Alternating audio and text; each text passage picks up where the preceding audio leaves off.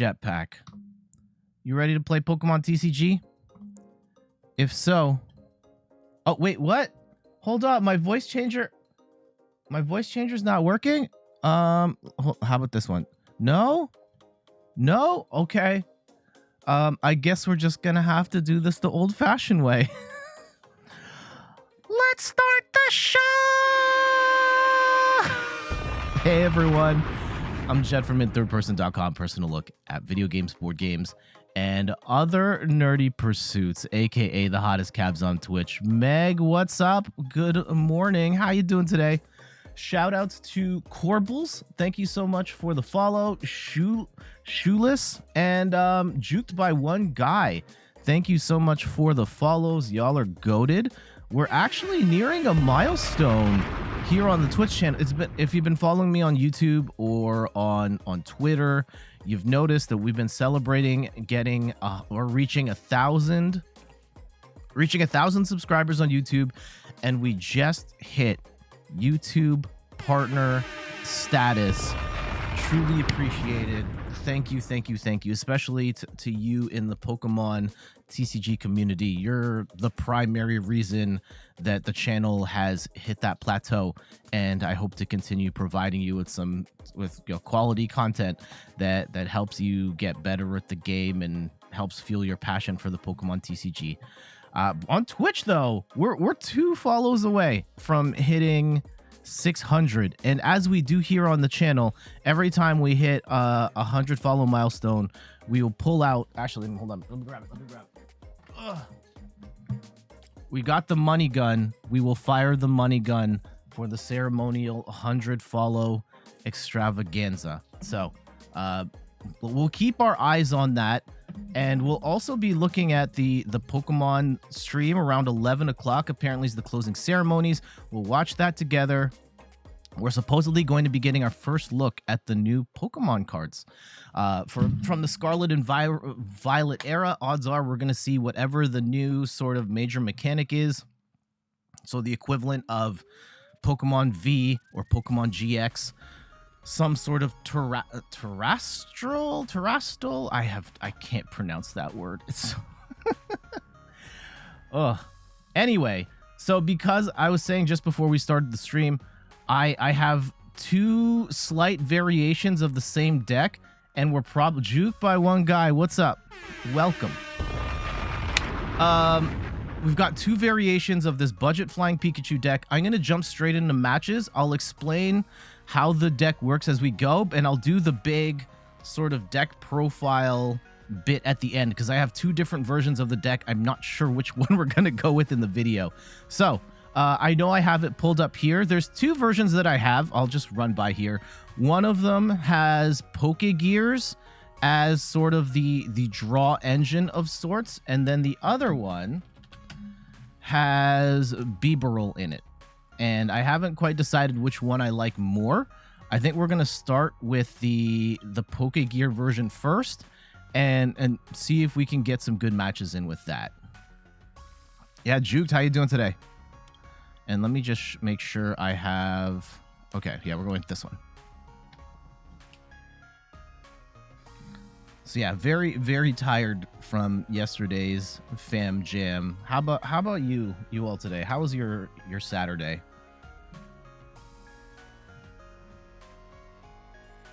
Let me get hydrated here.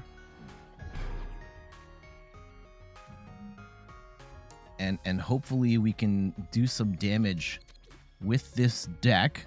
If you have been watching the YouTube channel for a little while, you're probably familiar with what I've got here, because it's pretty much a minor variation of an existing deck that I have presented in the past. Arceus Gyarados. This is actually kind of a decent matchup for us. Arceus is going to be tough, but we can smash the Gyarados, no prob. Now, we do have some considerations here in terms of, like, do we bench the Raichu? We do have 2 Raichu. I don't know if we've prized one or not, though. That might be a problem. We're going to have to throw out a bunch of stuff here, though. That part I'm not liking. And you're great. You're doing your first tournament today. Love it. Thank you for enjoying. I'm glad you enjoy the content. And best of luck in the tournament. What are you running at the tourney, if I may ask? Ooh, do I want to bench Raichu now? Okay, let's use a quick ball first. I'm going to quick ball away Professor's research. Let's see if we have a... We do have a second Raichu here. So I think... Gyarados can't do... I think we're going to use... We're going to get rid of... Ooh, if they have a Choice Belt, I don't know if this deck runs Choice Belt. I'm going to gamble here a bit and say no, they do not. And let's go throw down a Crobat, draw a whole bunch of cards, and then draw a whole bunch more cards. And we do get the...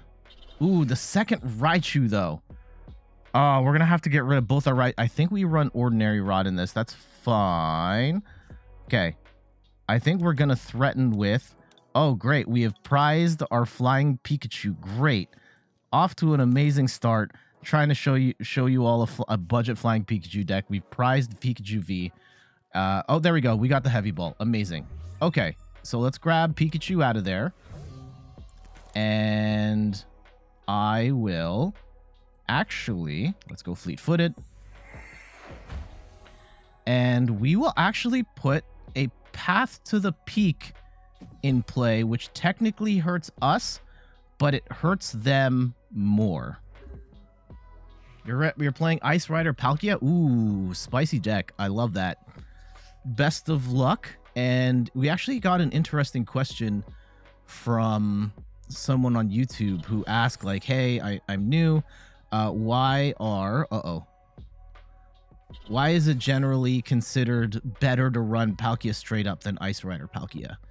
And I tried my best to answer the question. I do think that Ice Rider Palkia is very good against the like a V-Star based deck, which is kind of the meta right now. I think that it does struggle a little bit against the spread. Like against VMAX decks, Ice Rider kind of becomes a liability, and in single prize decks, Ice Rider's a little weird.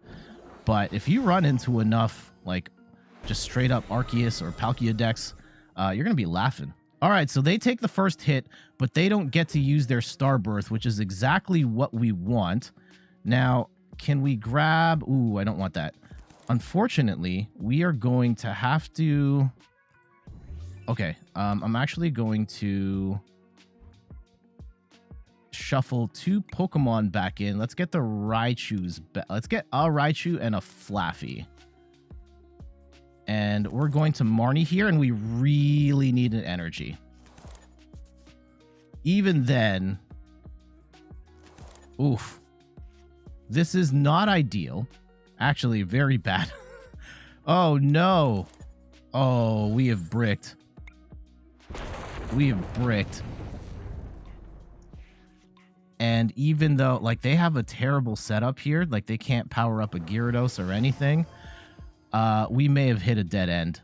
Oh, and they got the Ultra Ball. Yeah, I would just get the Gyarados here.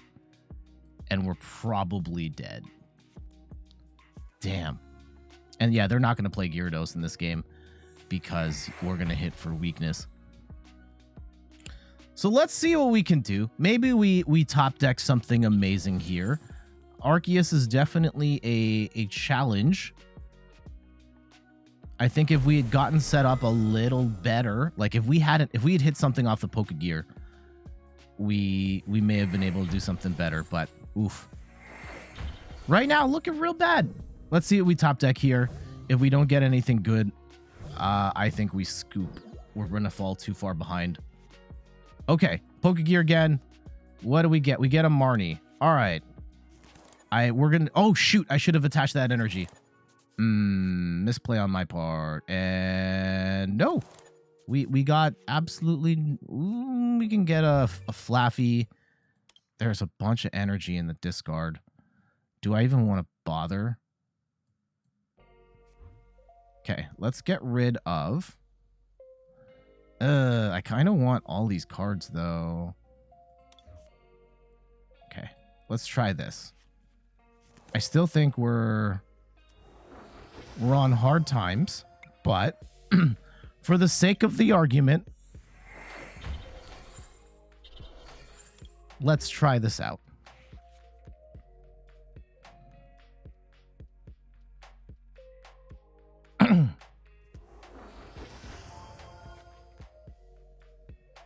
Yeah, maybe we can salvage something here. I don't know. They are going to knock off Path to the Peak, and that's probably going to be it. If I were them, I would just boss up Flying Pikachu, and then this game is over. So let's go see what they pull. If they boss up here, then that's kind of it. This is how I play it off stream. I just go and sit and concede, and then I just wait to see in the background if they've pulled the right card. Yep, there's the boss's orders. We can just scoop here. Damn. All right. Not a good start. That's fine. Arceus is admittedly, I think it's not ideal there. I think if we just gotten set up a little better, we could have done okay. But yeah, the Flying Pikachu is a fascinating story of a Pokemon that has kind of defied expectations. When Flying Pikachu first debuted in Celebrations, it was considered not a good card. And I think oh no.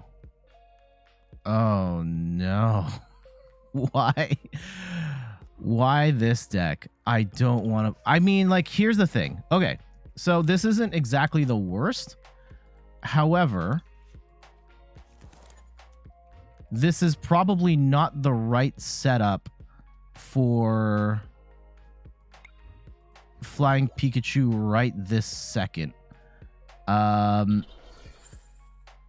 Do we want to try and get down a second Flaffy, or do we try and get...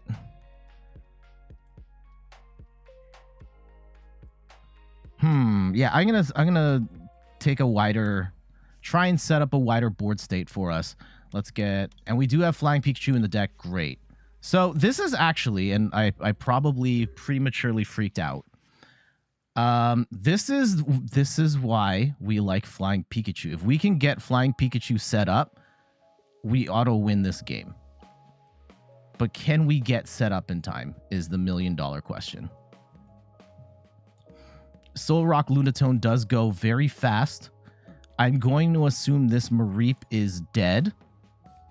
We can put the second one up. If we can just get 3 energy on this Flying Pikachu, we'll be okay. Can I ask, for a Palkia deck, is it better to have a Nessa or Ordinary Rod as a trainer card? Ooh, they brick on the attachments. They can't knock out this Flaffy. That is unfortunate for them. Let's go and let all these cards rip. And, ooh, okay. We don't get what we're looking for here, and now we're in a little bit of a pickle. I'm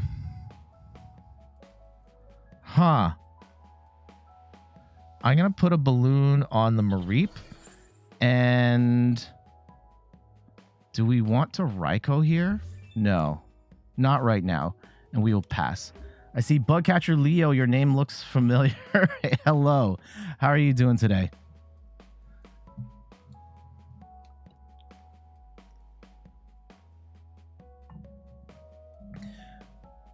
So yeah, again, we just need 1 more energy and the VMAX. However, we have professors researched ourselves into a dead end. I think we can afford to lose a couple Pokemon here, but we do have to get this set up in order to win the game. If we didn't have Flying Pikachu in this deck, we would have a very tough time against Solrock Lunatone. Oh, they bricked again! Huh. Okay. Okay. Path to the Peak doesn't really help us out here. Is it worth... I think we just wait. I think we wait. Yeah, where are my Dynamotors? That's a great question. Do they have any more? They do have energy in the discard. They're still short, though. So hopefully, I mean, if they start attacking, it kind of is what it is. Hopefully our Flaffy show up to work. That would be nice. And for Palkia, Nessa or Ordinary Rod,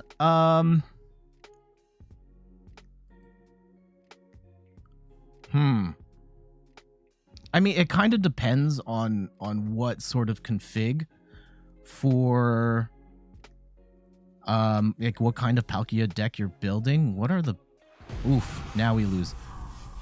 I probably would just go with Ordinary Rod because you probably want to use stuff like oh, okay, Pokegear, please. Okay, Professor's Research. Let's go. I'm going to play all this down. Can I use this? Ooh. All right, I'm going to... This is kind of a gamble here, but we are going to put down another Flaffy. And where...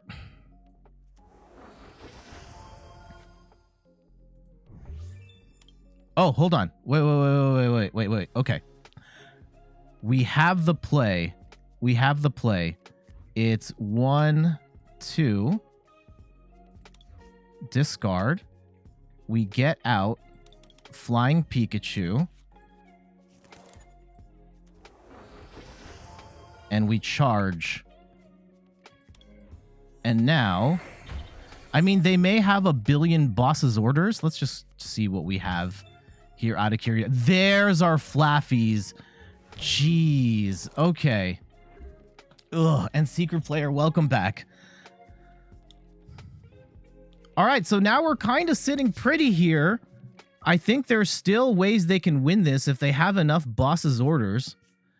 Though it's going to be very annoying for them to try and gust around Flying Pikachu. How many boss have they burned through? Ooh, they lost the... They get a Battle VIP pass, though, in a net. It's not really going to matter here.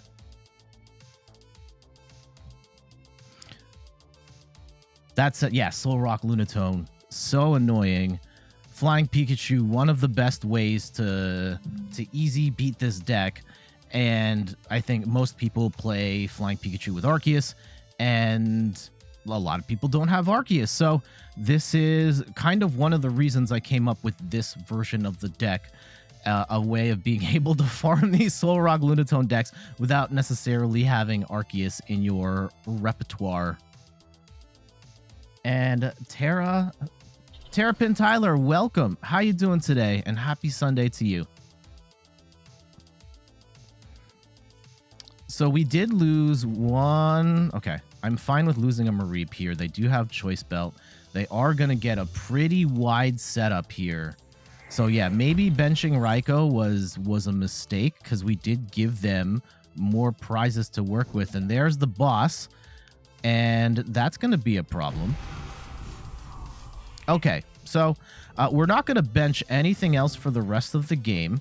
And let's see if we can hold on for the win here. I'm going to go in Cape. And I'm actually going to hold on to my hand right now. I will max Balloon.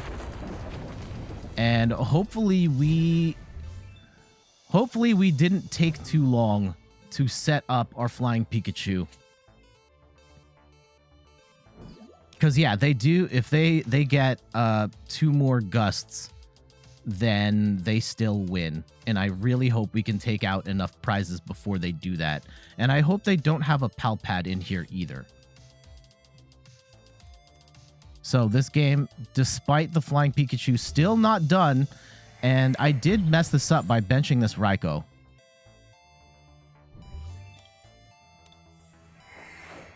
I don't know if Boss is going to help me out here, though. I think, just in case, I'm going to try and put some energy on the Raikou.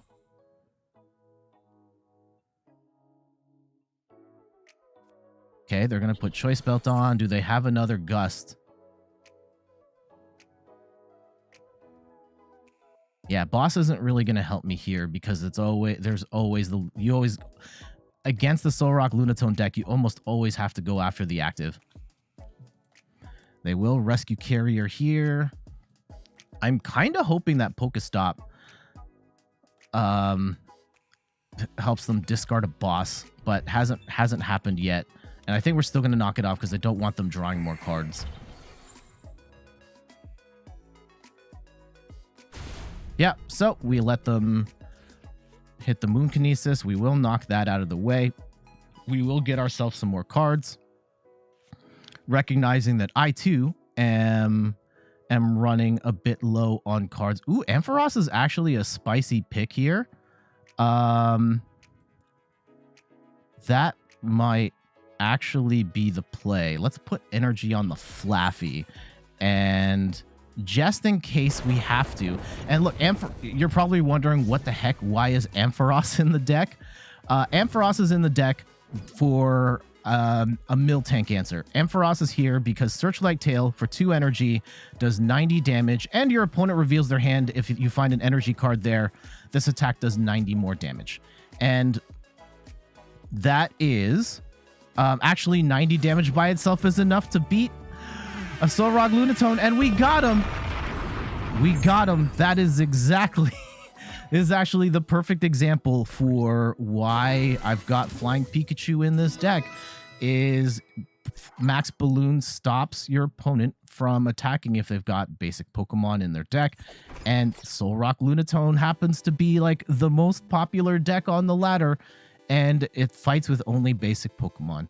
So glad we were able to showcase the benefits of Flying Pikachu and show that it can work without Arceus in this specific instance. And look, I know if you're trying to play for the World Championships, you're not necessarily teching for Solrock Lunatone, but you know, just for your average Joe or Josie playing on the ladder, and you just like, I can't stand this rock deck, and I want a way of playing Flying Pikachu without the Arceus. This is one way to do it. All right, GG's. All right, that was great. That was great. Idawat, how you doing? Secret player, you asking about how the weekend is going. I'm very tired. We had a big family party yesterday. It was a great time, though I am kind of tired. It's okay, though. It's okay. I see that the finals are on right now, and we will be cutting over to there for the closing ceremonies so that we can see the reveal of Scarlet and Violet cards. But in the meantime, you just pulled a golden Dialga. Ooh, nice. Okay, after this game, I have to show you a card. If you saw my Instagram, you may have already seen. Okay, actually, here we go. Quick peek. Oh, wrong button.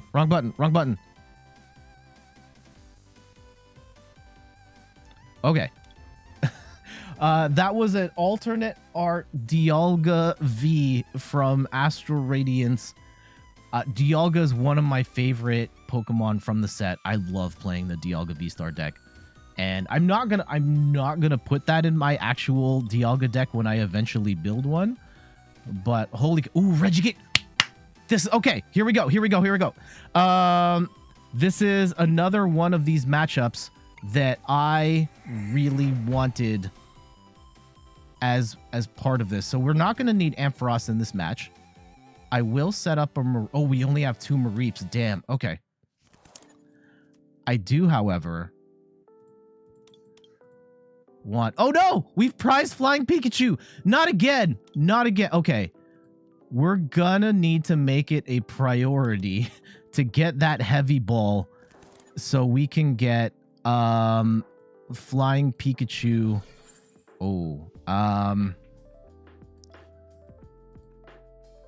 Flying Pikachu out of there, or else we're gonna have a really bad time against this deck.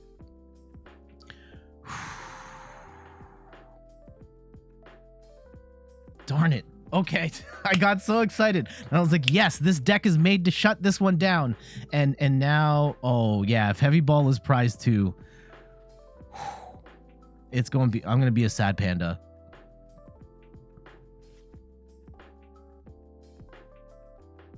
Also, I'm kind of peeved that Stormy Mountain is gonna help them set up here too, because they can grab Regieleki or Regidrago. I wouldn't have used it to get Regieleki. That was kind of, well, I guess you have to use, yeah. Please tell me that's it. Don't tell me you have a professor's research. Oh my goodness, they are. Oh no. Don't get the last one. Don't get the, at the very least, they don't have all the energy they need. Okay. Okay. That's fine. That's fine. Let's go and drop another Raikou. And the reason we have Raikou in this deck, if you're watching this live on Twitch, on YouTube, you're probably like, why is Jet explaining this when he already talked about it in the video? The reason we have Raikou in this is kind of as a starting attacker. It's pretty low maintenance, only needs 2 energy. You can get it set up pretty quick. And in the background, you can be either charging up a Flying Pikachu or a Raichu. And this is not ideal. Okay, we have a choice belt. I don't care about the choice belt. I actually don't. Okay, let's get rid of choice belt and the energy. And get a Flaffy here so we can attach that energy to the second Raikou. And in a worst case scenario, hopefully we can swing again. Let's go Pokegear. We get the professor's research. That's amazing. And now we can pop off.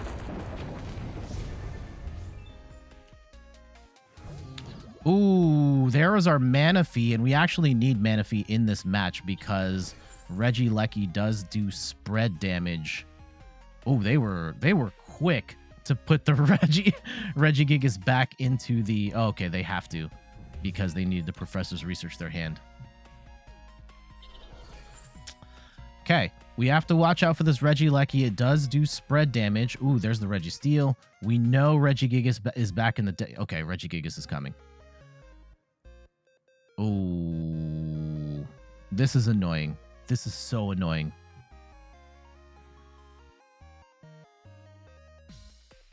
We can afford to get Flying Pikachu set up a little later, though I don't want to go that much later. We got to find this heavy ball.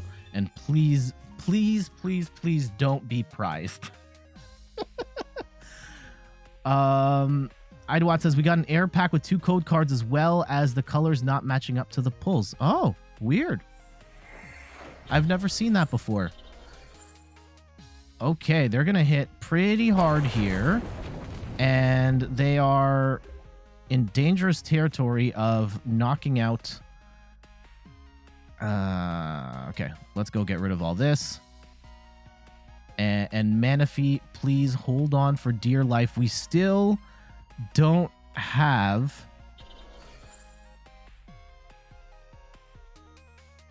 Yeah, we still don't have our Flying Pikachu V. Ugh. Okay.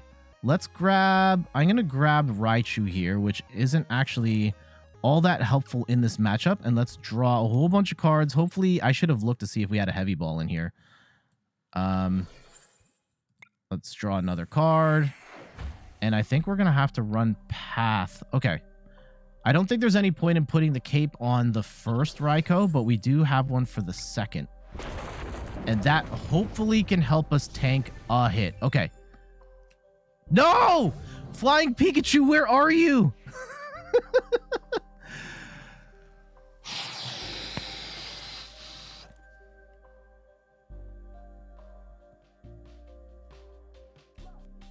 This is bad. And we've gotten rid of, I think, 2 of our boss's orders.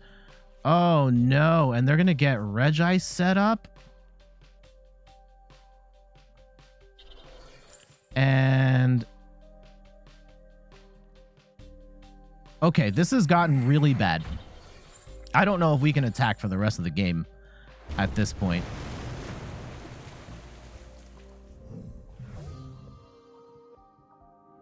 Especially since we've used boss. Let's go and throw Manaphy out. And MB Boys Gaming, thank you so much for the follow. Truly appreciate it. And we... okay, I'm going to put the... we're going to boss around... okay, hold on. So they're missing a Regieleki. They probably run 3 Regieleki, though. I'm going to boss the Regieleki up anyway. And I really don't want... Okay, we're going to throw down Path to the Peak, which technically hurts us. But do we set up another Raikou, or do we leave that space open for a flying Pikachu? This is very scary here. I think we're going to leave space for... Please, flying Pikachu. Yes, okay. We're still in this. We're still in this. We're still in this. Oh, we have lost all our boss's orders at this point. Does Blizzard Bind work only on the active Pokemon? Because if we can bench a flying Pikachu and then come in and attack, then I think we'd be okay. But I guess we will find out shortly. Juked by one guy, hates the Regi deck or dislikes the Regi deck. Sorry to put a couple extra words. Oh, they're going with the Regirock. Okay, they want the one-hit KO. Oh no. This is bad. This is really bad. So they will get the knockout on...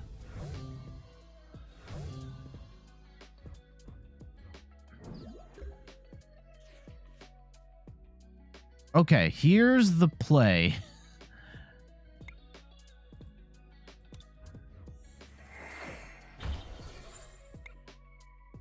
Okay, this is going to be quite the YOLO play on our part. Flip. There's the flying Pikachu. And let's go and thin our hand out a little more. And I'm actually going to put the cape on flying Pikachu here.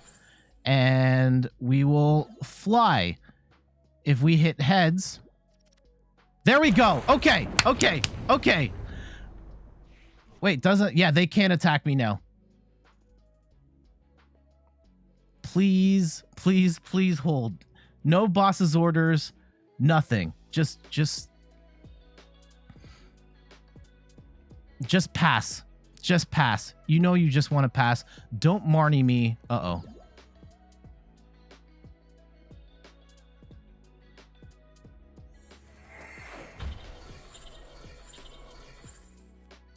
Oh, no. This is going to hit. We still have resistance, though, right?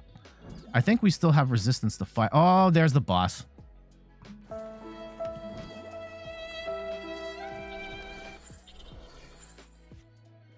Wouldn't Will be great with this attack? I don't... Sorry, I'm not sure what you mean, Blueberry. And we lose.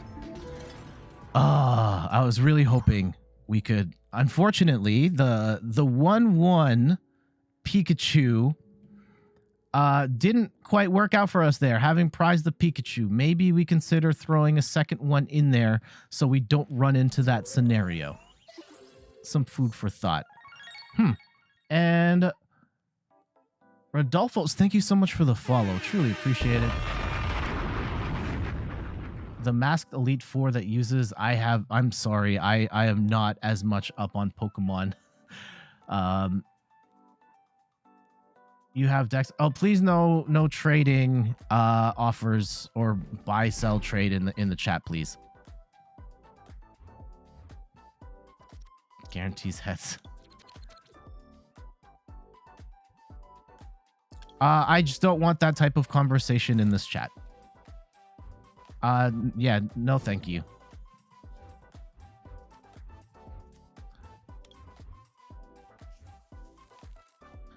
Okay, we got another Regi deck. So what we'll do is we'll get Flying Pikachu. Do we have the V? And we've prized the VMAX. Amazing. Okay.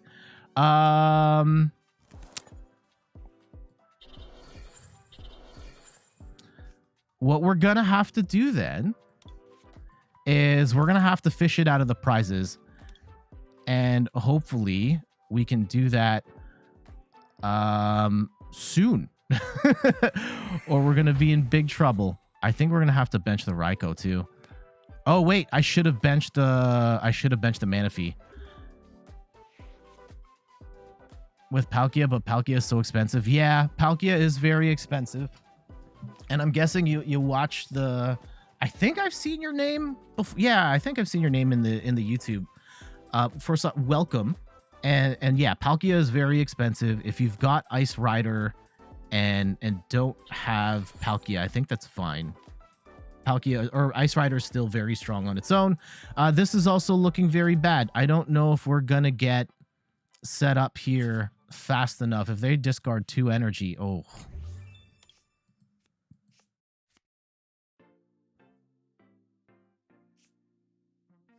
And they have the ordinary rods. Ugh. Okay. And they're going to use ordinary rod to get Regirock back in. While this is a match that we want, we are running into some issues here with our flying Pikachu counts, having unfortunately prized one of the 2 cards that we need. Yeah, please do not share redeem codes.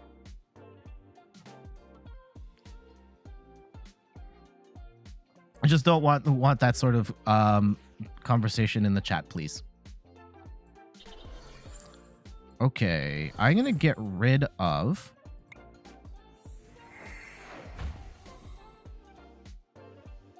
Actually, gonna Marnie here. I don't want to get rid of this energy, and we will path. That technically, well, it hurts them in that they can't use the Pokestop, which might be enough.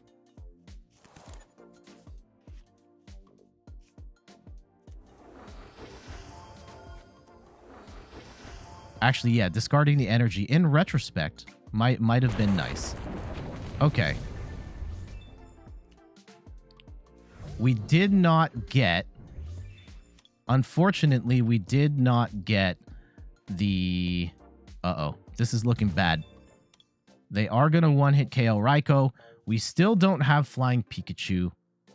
And maybe we will get a heavy ball here, and that would be amazing. No, we did not get the heavy ball. But we did get Raihan. Oh, wait, we still can't with, no path to the Flying Pikachu VMAX. Yeah. Yeah, Raihan's not, the heavy ball's not gonna work here. Okay. So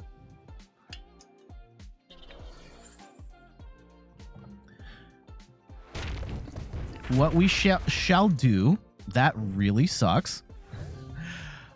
We do have 2 energy. We can at least attack with a second Raikou.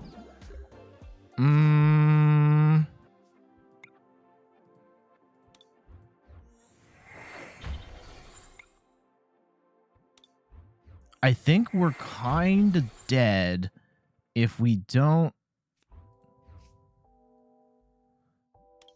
We do have to get Reggie, or we have to get Manaphy down. And we're gonna Marnie here.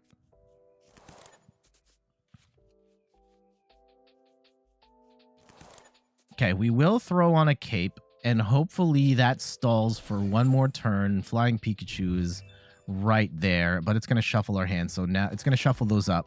So we just don't know. Hopefully we can grab Flying Pikachu here. If we can grab Flying Pikachu here, 1 in 5 chance, there's a chance. Darn it.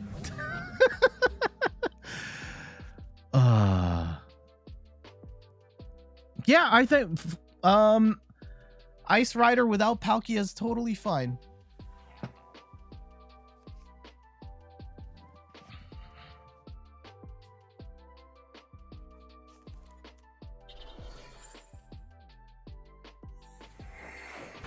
Yeah, now it's a 1 in 4 chance. Yep.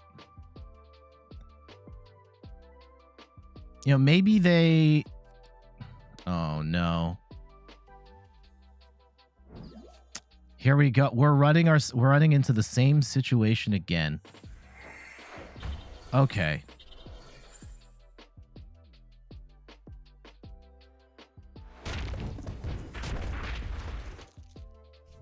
I am not amused.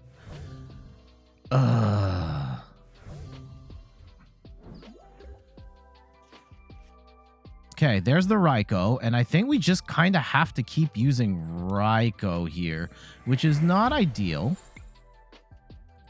However, also, yeah, I think we might have backed ourselves into a corner here because now we don't have any energy in the discard. Oh, there's all our energy. Okay, there we go. If we can survive one more turn... Okay, hold on. 1 in 4 chance of getting Pikachu. Yes! Okay! Okay. If we don't get knocked out here, we have a chance.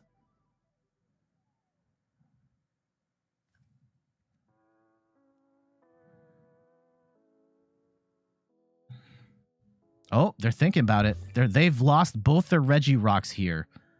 This is scary hours for them right now. If they don't Marnie us, we can just get Raikou out of there, go into Flying Pikachu, and hopefully pop off.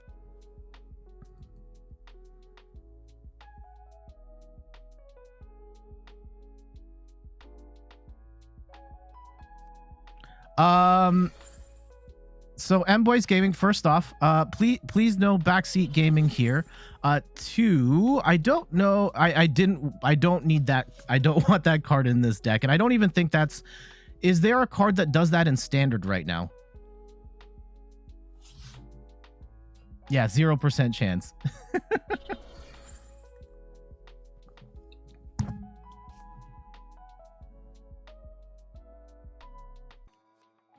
Oh no, here comes the boss. What are they boss? Yeah, if they can boss Crobat.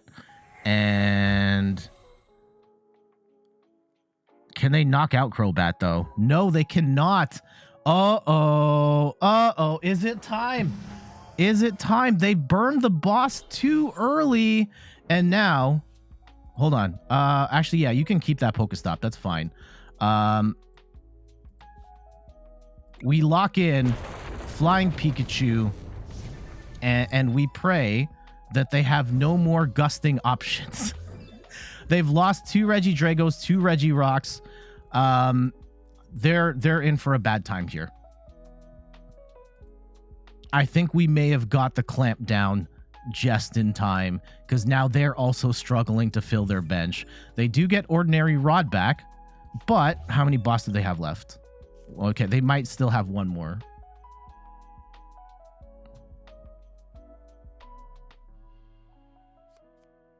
Max Balloon is during your opponent's next turn, prevent all damage done to this Pokemon by attacks from basic Pokemon. And M-Boys Gaming, do you mean the starter decks that are in PTCGO? Because if it's one of those, that definitely isn't going to work in standard. And even if it did, I wouldn't play that card in this deck. Unless I was, like, even if I was playing something like a Mewtwo V Union, I don't think seeing the prizes is going to be worth it most of the time. I think it only really matters here. Like the only card I'm really looking for is Flying Pikachu VMAX, because I can fish out with Heavy Ball any other time. Are they going to get their full bench back? They do get the full bench back. They can charge up Regieleki, but... And they can charge up, but can they hit? If they can't, then this doesn't matter. No, they cannot. Okay, so they're short. They only have one more of each thing. I guess what is the thing that they only run 2 of? I'm almost certain yeah. Do they run a third Regigigas? Is my $1 million question. I'm almost certain they don't run a third Regice. I'm going to go with the Regigigas, though, because it also has energy and a choice belt. Max Balloon still can't attack. Now they're also going to have to find a way to get Regigigas back. Okay, please. Please don't. They do get Ordinary Rod. Okay, fine. But you still have to Gust. Okay, yeah, they didn't have any Regigigas left.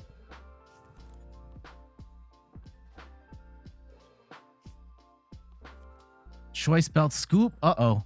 They might be building the pieces. It's not too late. If one of these is a boss. Okay, they do put the choice belt on Regirock, which, okay. Is that going to do it?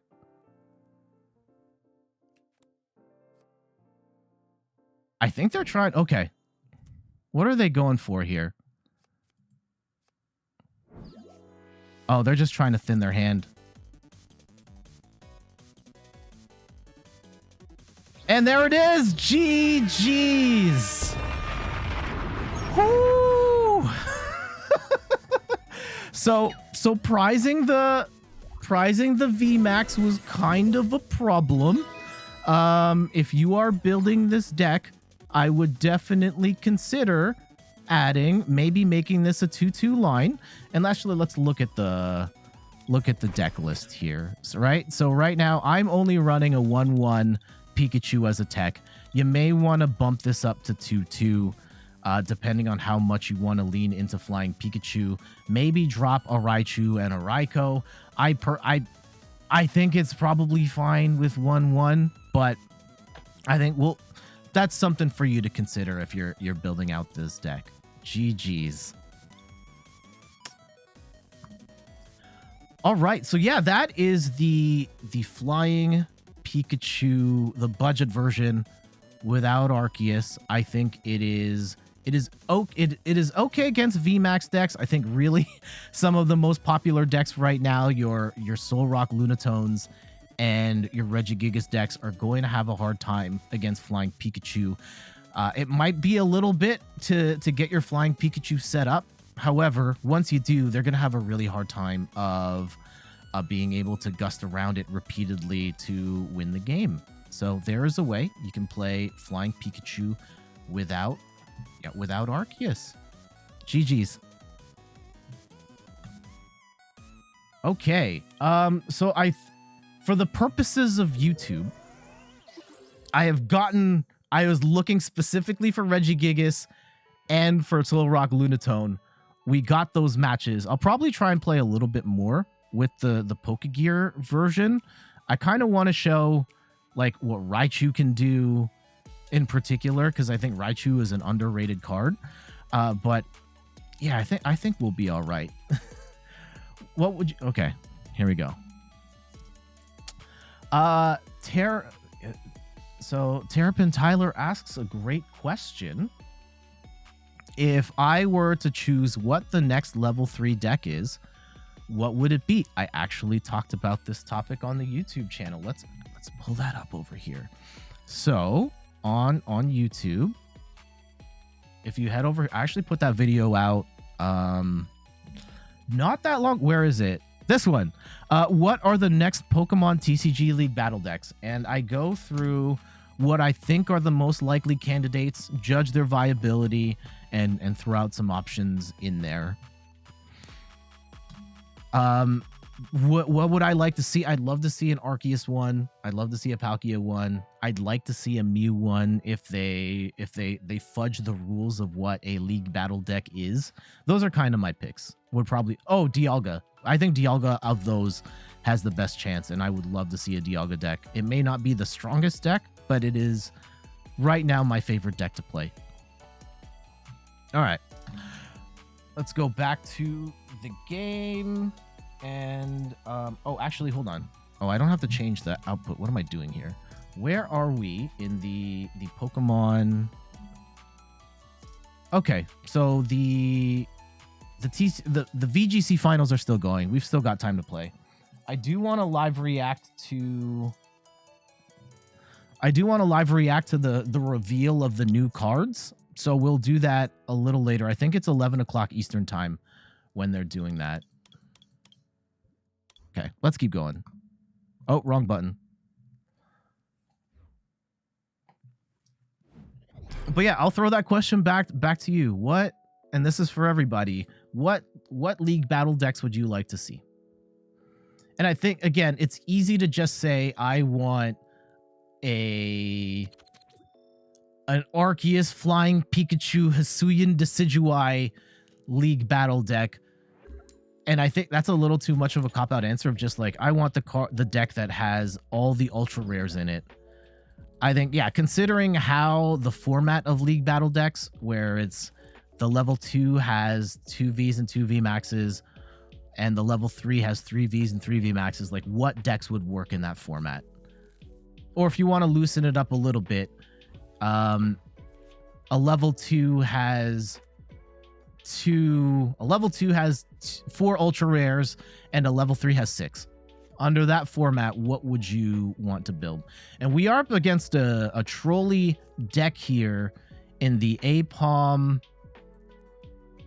Yeah, this is the the Ambipom coin flip deck. Super annoying. We'll see how we hold up against this. I have not played this match personally, so I can't speak to it. We have Raichu in the active, which is actually not my favorite.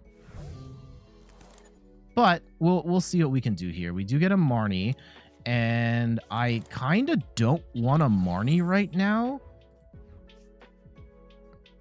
because it seems like they have a very bad hand, and I want them to continue having a bad hand. All right, we do get Boss. We do have a Manaphy. I don't know if Manaphy is going to matter in this match, though. Yes, this is Coin Flip City. Here we go, because it has the ability Primate Dexterity, where if any damage is done to this Pokemon by attacks, flip a coin. If heads, prevent that damage, which is really bad for Raichu because Raichu discards energy each time it attacks. So we might be backing ourselves into a corner here. Oh, they're going to attach energy to Frostmoth? That's weird. Huh. I don't know if I agree with that. Are they going to just attack with Frostmoth? That's a terrible idea. I would just keep Ambipom here and take the 50% chance of not getting hit. Okay. I still want to boss this because the Frostmoth looks like the linchpin to this deck where they can't attack unless they put energy onto Frostmoth. Okay, no, they're going to attack. They're going to attack. All right, fine. Now we have to respect this a little more. Oh, and they have the Professor's Research. Darn.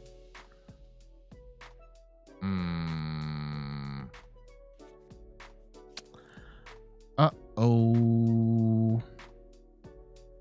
You haven't seen this setup before? Yeah, this is a relatively new archetype, and this can steal some very big wins off of some of the best decks in the game, but it is RNG based, right? So they whiff on their attack, and we're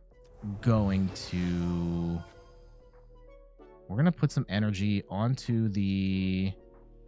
Let's put it on the Raichu, and I'm going to boss up this Frostmoth. I do not want them accelerating any more energy. Oh, wait. Oh, no. That's not enough. Oh, gosh. That was bad. I can't do math. I thought I was going to hit for weakness here.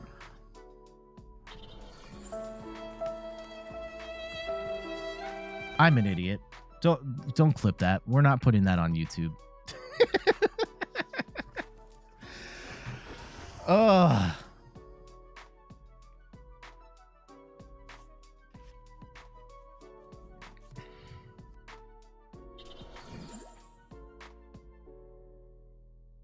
Oh, this is gonna hurt, isn't it? Oh my goodness. Well, it's been real. I forgot. I thought I was like, Frostmoth, water Pokemon. It's weak to electric. That's fine. Damn it. It looks like you hit for 90 though. Yeah. Oh gosh, and they got the 2 attacks in for 140. Oh no. Okay. Okay.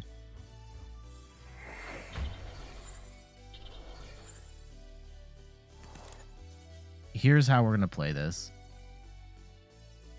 Ooh, I do have the Ampharos, though. I don't know if that matters. Actually, no, I don't want that right now.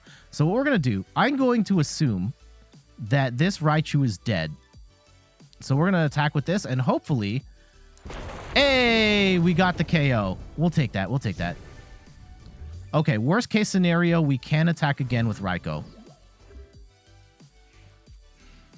I don't really have anything else to charge up, though we may... Do we actually pull out the Ampharos tech here? We might want to skew the prize race. I don't necessarily think we need to do that right this second, though. Okay. So at most, they're still... Okay, we got the win. GG's. I don't know why they...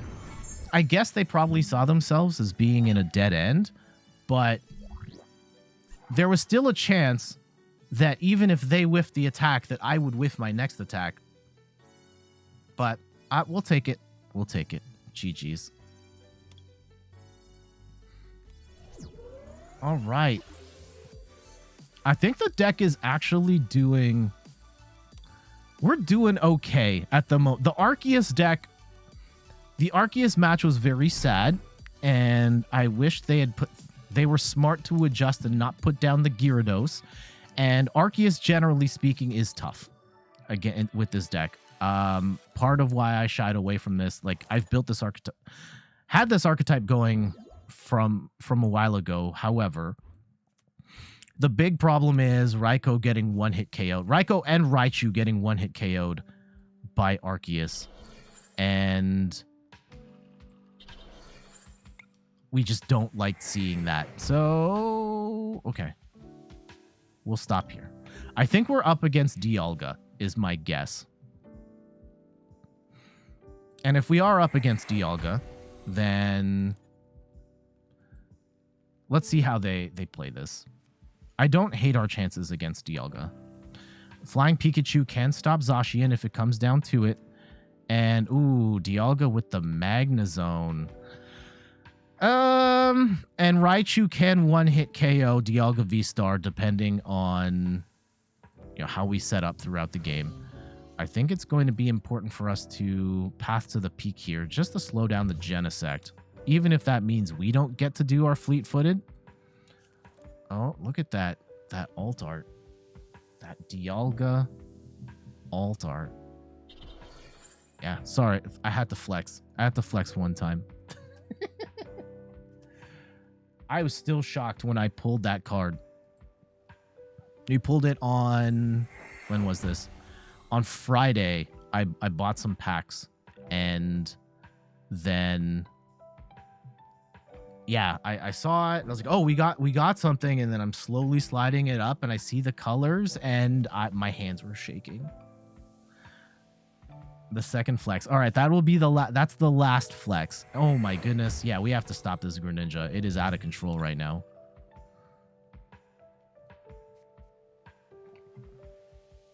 For those who buy Pokemon cards, what is the crown jewel of your collection? I don't collect retro cards. I only started buying Pokemon cards in the last year. So I only have... Like, I have a couple of old things from, like, the dollar store, and I have some Sun and Moon cards, but most of my collection is Sword and Shield era stuff.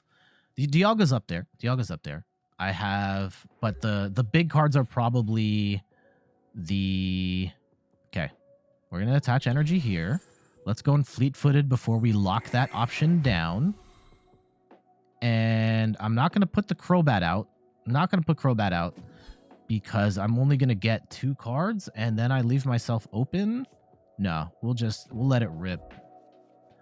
We do get a Mareep. There's no sniping in this deck, so I don't have to worry about that. I guess I could put the cape on Flying Pikachu, though it doesn't really matter.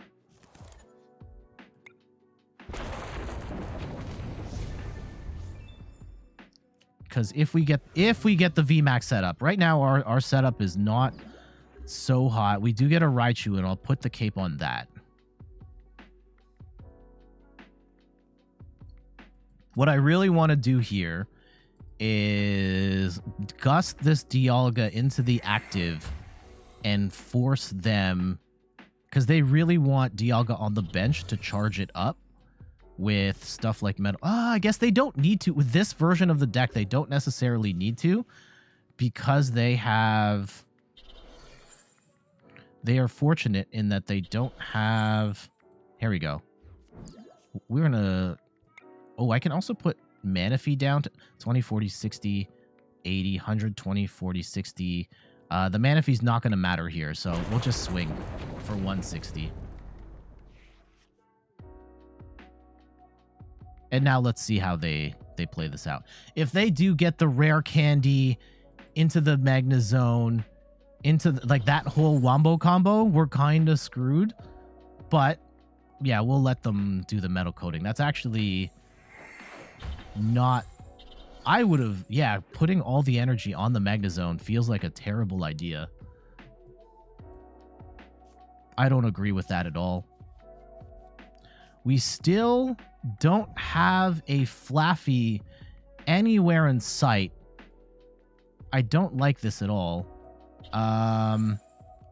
Okay. Let's get rid of Ampharos. We're not going to need it in this match. And we will put down a second one. Do we need Crobat Flaffy? No, I don't think we do. And let's Lightning Rondo. Finish off this Dialga. And we're kind of sitting pretty here. We just need... We need some Flaffies, and we're going to be all right. And we do have Boss in hand as well. And if we can gust up and knock that Dialga... Okay, they do get Dialga VSTAR set up. That's not ideal. And Terrapin Tyler says, Glaceon VMAX Alt Art is the best modern pull you've had so far. That is a fantastic pull. One of my favorite Evolution cards. I actually just... I finally got one VMAX of every... Oh, okay. So, what we can do here is 1, 2, 3, 4, 5. Yeah, so 20, 40, 60, 80, 100, 20, 40, 60. We can knock out the Crobat. We can knock out the Crobat, or we can hit the Dialga. I think we're going to hit the Dialga and just put the pressure on them even more. And yeah, now they're in very bad shape. We could have gotten them down to one prize, but this Dialga could have still come out of nowhere to hit us for serious damage, and we don't want that.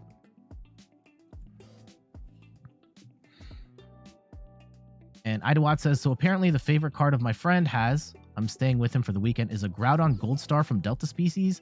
I don't know, you just play PTCGO. I don't know what that card is, but yeah, sure. I mean, Delta Species is... I think that was like one of the fancier Pokemon.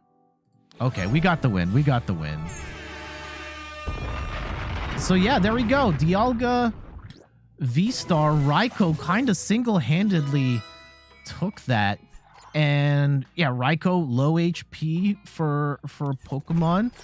But I love Raikou in this deck because Raikou gets set up very quickly, only needs 2 energy. If you're going first, second turn, you can start attacking right away, do some decent damage, and Dialga is a deck that does need some setup, and they weren't able to set up in time, and Raikou was able to just put in enough persistent damage to, you know, get the win there. And even in the background, we were able to get Raichu charged up, and even if they'd knocked out Raikou, we could have still hit for 240 at least with the Raichu in the back. So pretty potent combo if you can get set up there. GG's.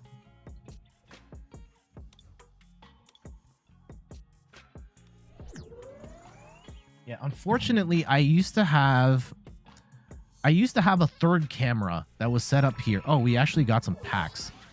We got some... Y'all want to open some packs? Also, yeah, it's 10-10. Just being mindful of time.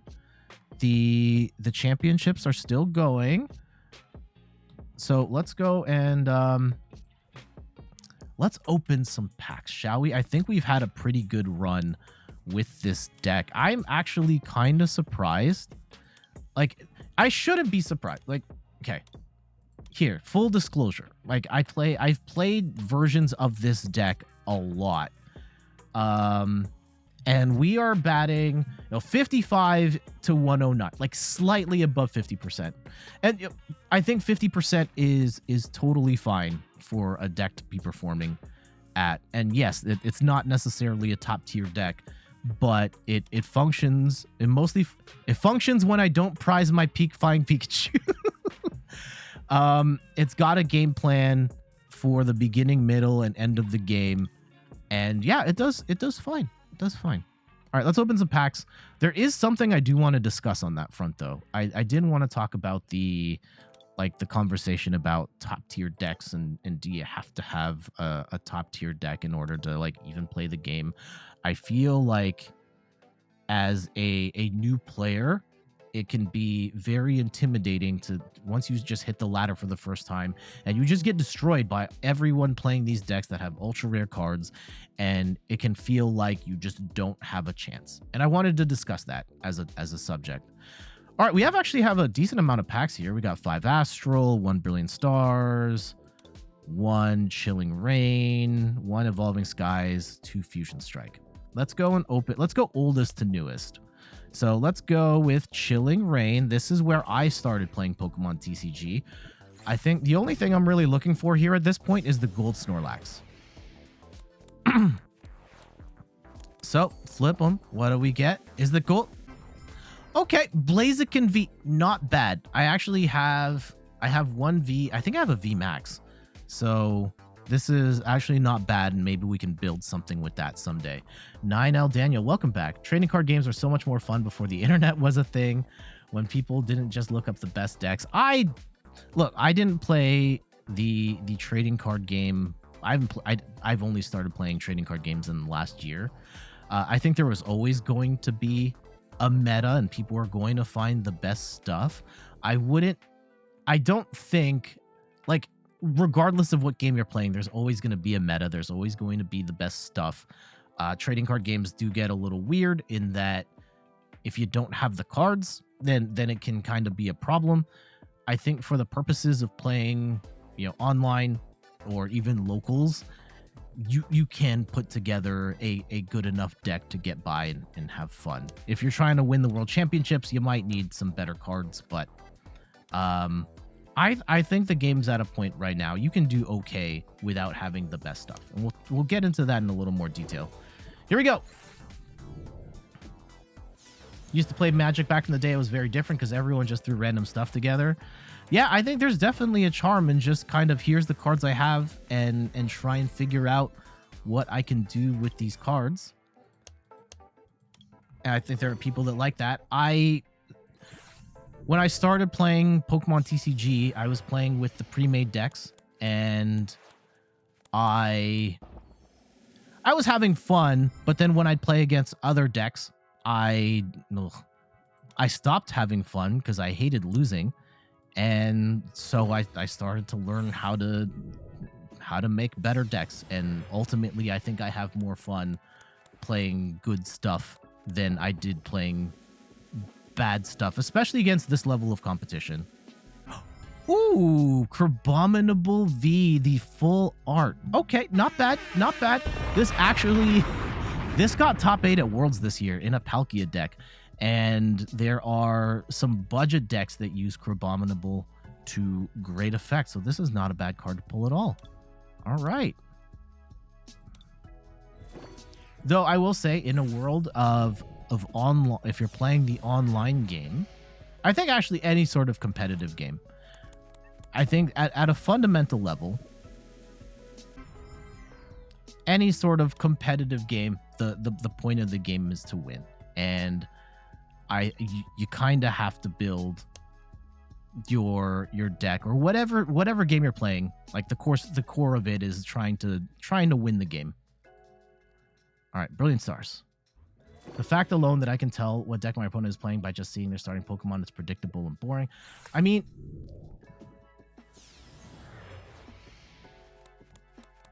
again, there's still options. People can still do weird stuff.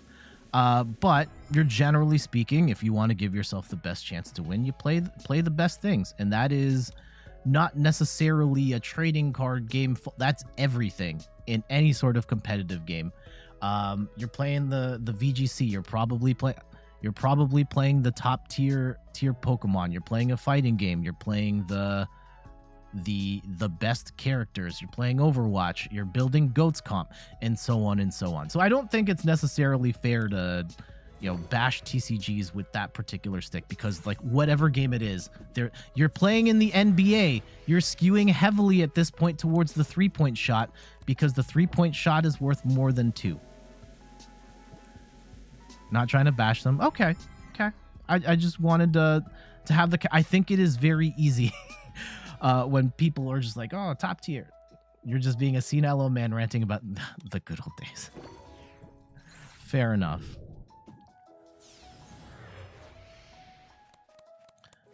Back in my day, there was no T-spinning, and when the blocks hit the ground, they just stuck to the ground, and everybody liked it. Oh! Weird Ear V. That was a Tetris nod for Daniel, who met through the Tetris streams. Yeah, Weird Ear V. Kind of a quirky card, where once during your turn, when this Pokemon moves from your bench to the active spot, you may move any amount of energy from your other Pokemon to it.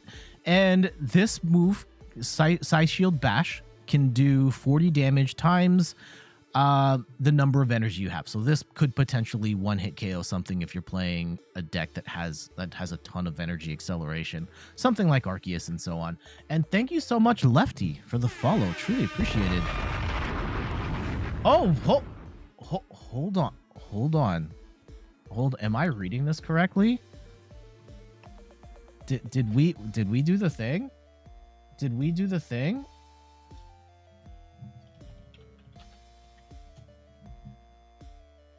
Let me just pull up this thing. I just want to see it. Oh, can I not see? Yeah. And with that, the channel is hit. Oh god, I don't want to look at my face like that. We just hit 600 follows on the Twitch channel, continuing a week with milestones. And you followed because what you said about people playing with the best decks and best fighters. Zach, thank you. Yeah, thank you for the follow. Yeah, a week of milestones. We hit 1,000 on YouTube. We got YouTube partner, hit 600 on Twitch. Thank you all. Truly appreciated. And y'all know what that means, right? Hold on. It's time. Oh, where'd I put it? Oh, it's right here.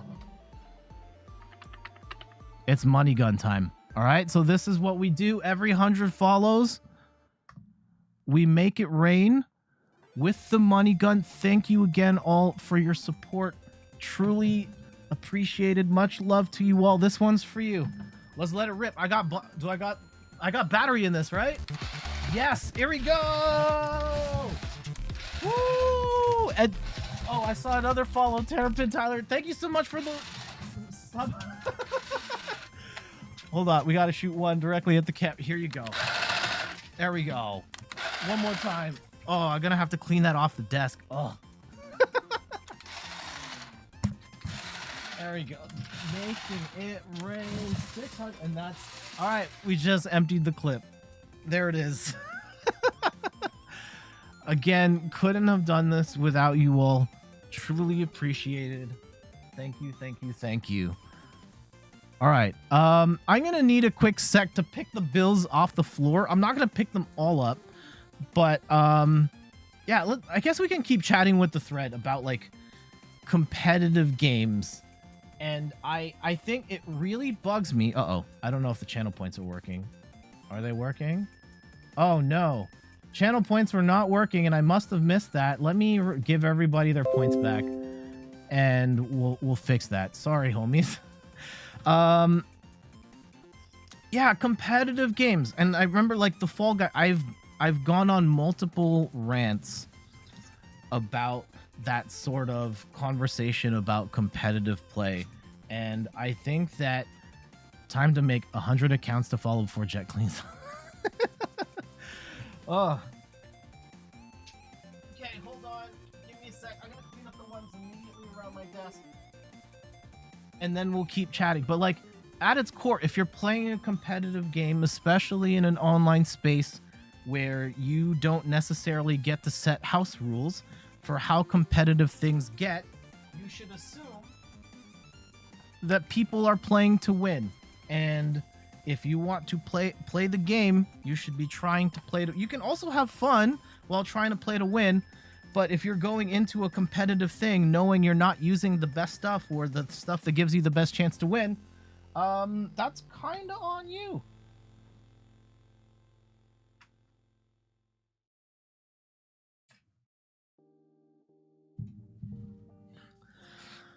And like, we're playing right now with a budget budget Raikou, Raichu, Flying Pikachu deck. Everybody knows it's not necessarily the best way to play that, and I accept that it is not the best way to play, and I'm going to lose matchups that against decks that are better than that. However, I know I can take wins off some of those, and I am having fun playing it, and I think that it is functional, and it's kind of one of the it works, and it still gives me a chance to win, you know, for whiting and PPT tournaments. Yeah.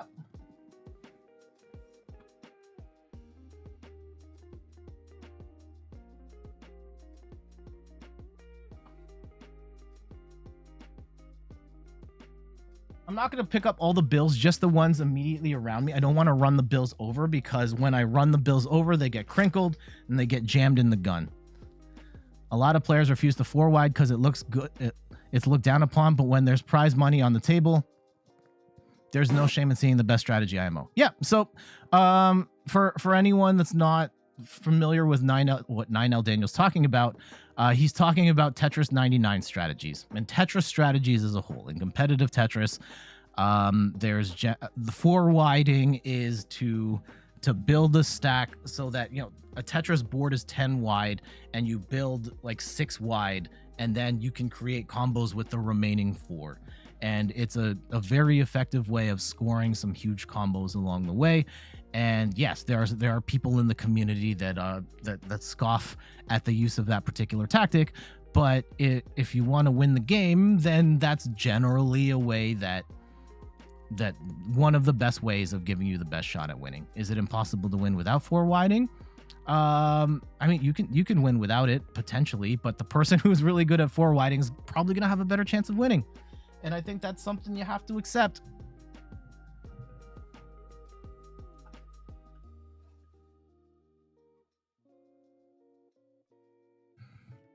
Money gun, yeah. JF Raptor, welcome. Good morning. Okay, almost done. Almost done. Almost done. Oh, there's one of the bills is on the light. That's a fire hazard. Let me take that off. Okay. All right, where are we at with the... Actually, I do want to continue this conversation, though. I did actually have like a whole other segment I wanted to talk about. Meg, I don't think PokeFlute is working unless you missed it. It wasn't working earlier. I refunded everyone's points. It should be working now, but thank you for flagging that. I'm a bad streamer. I'm sorry. But yeah, there it goes. And again, I didn't get a shiny Snorlax. I've never gotten a shiny Snorlax.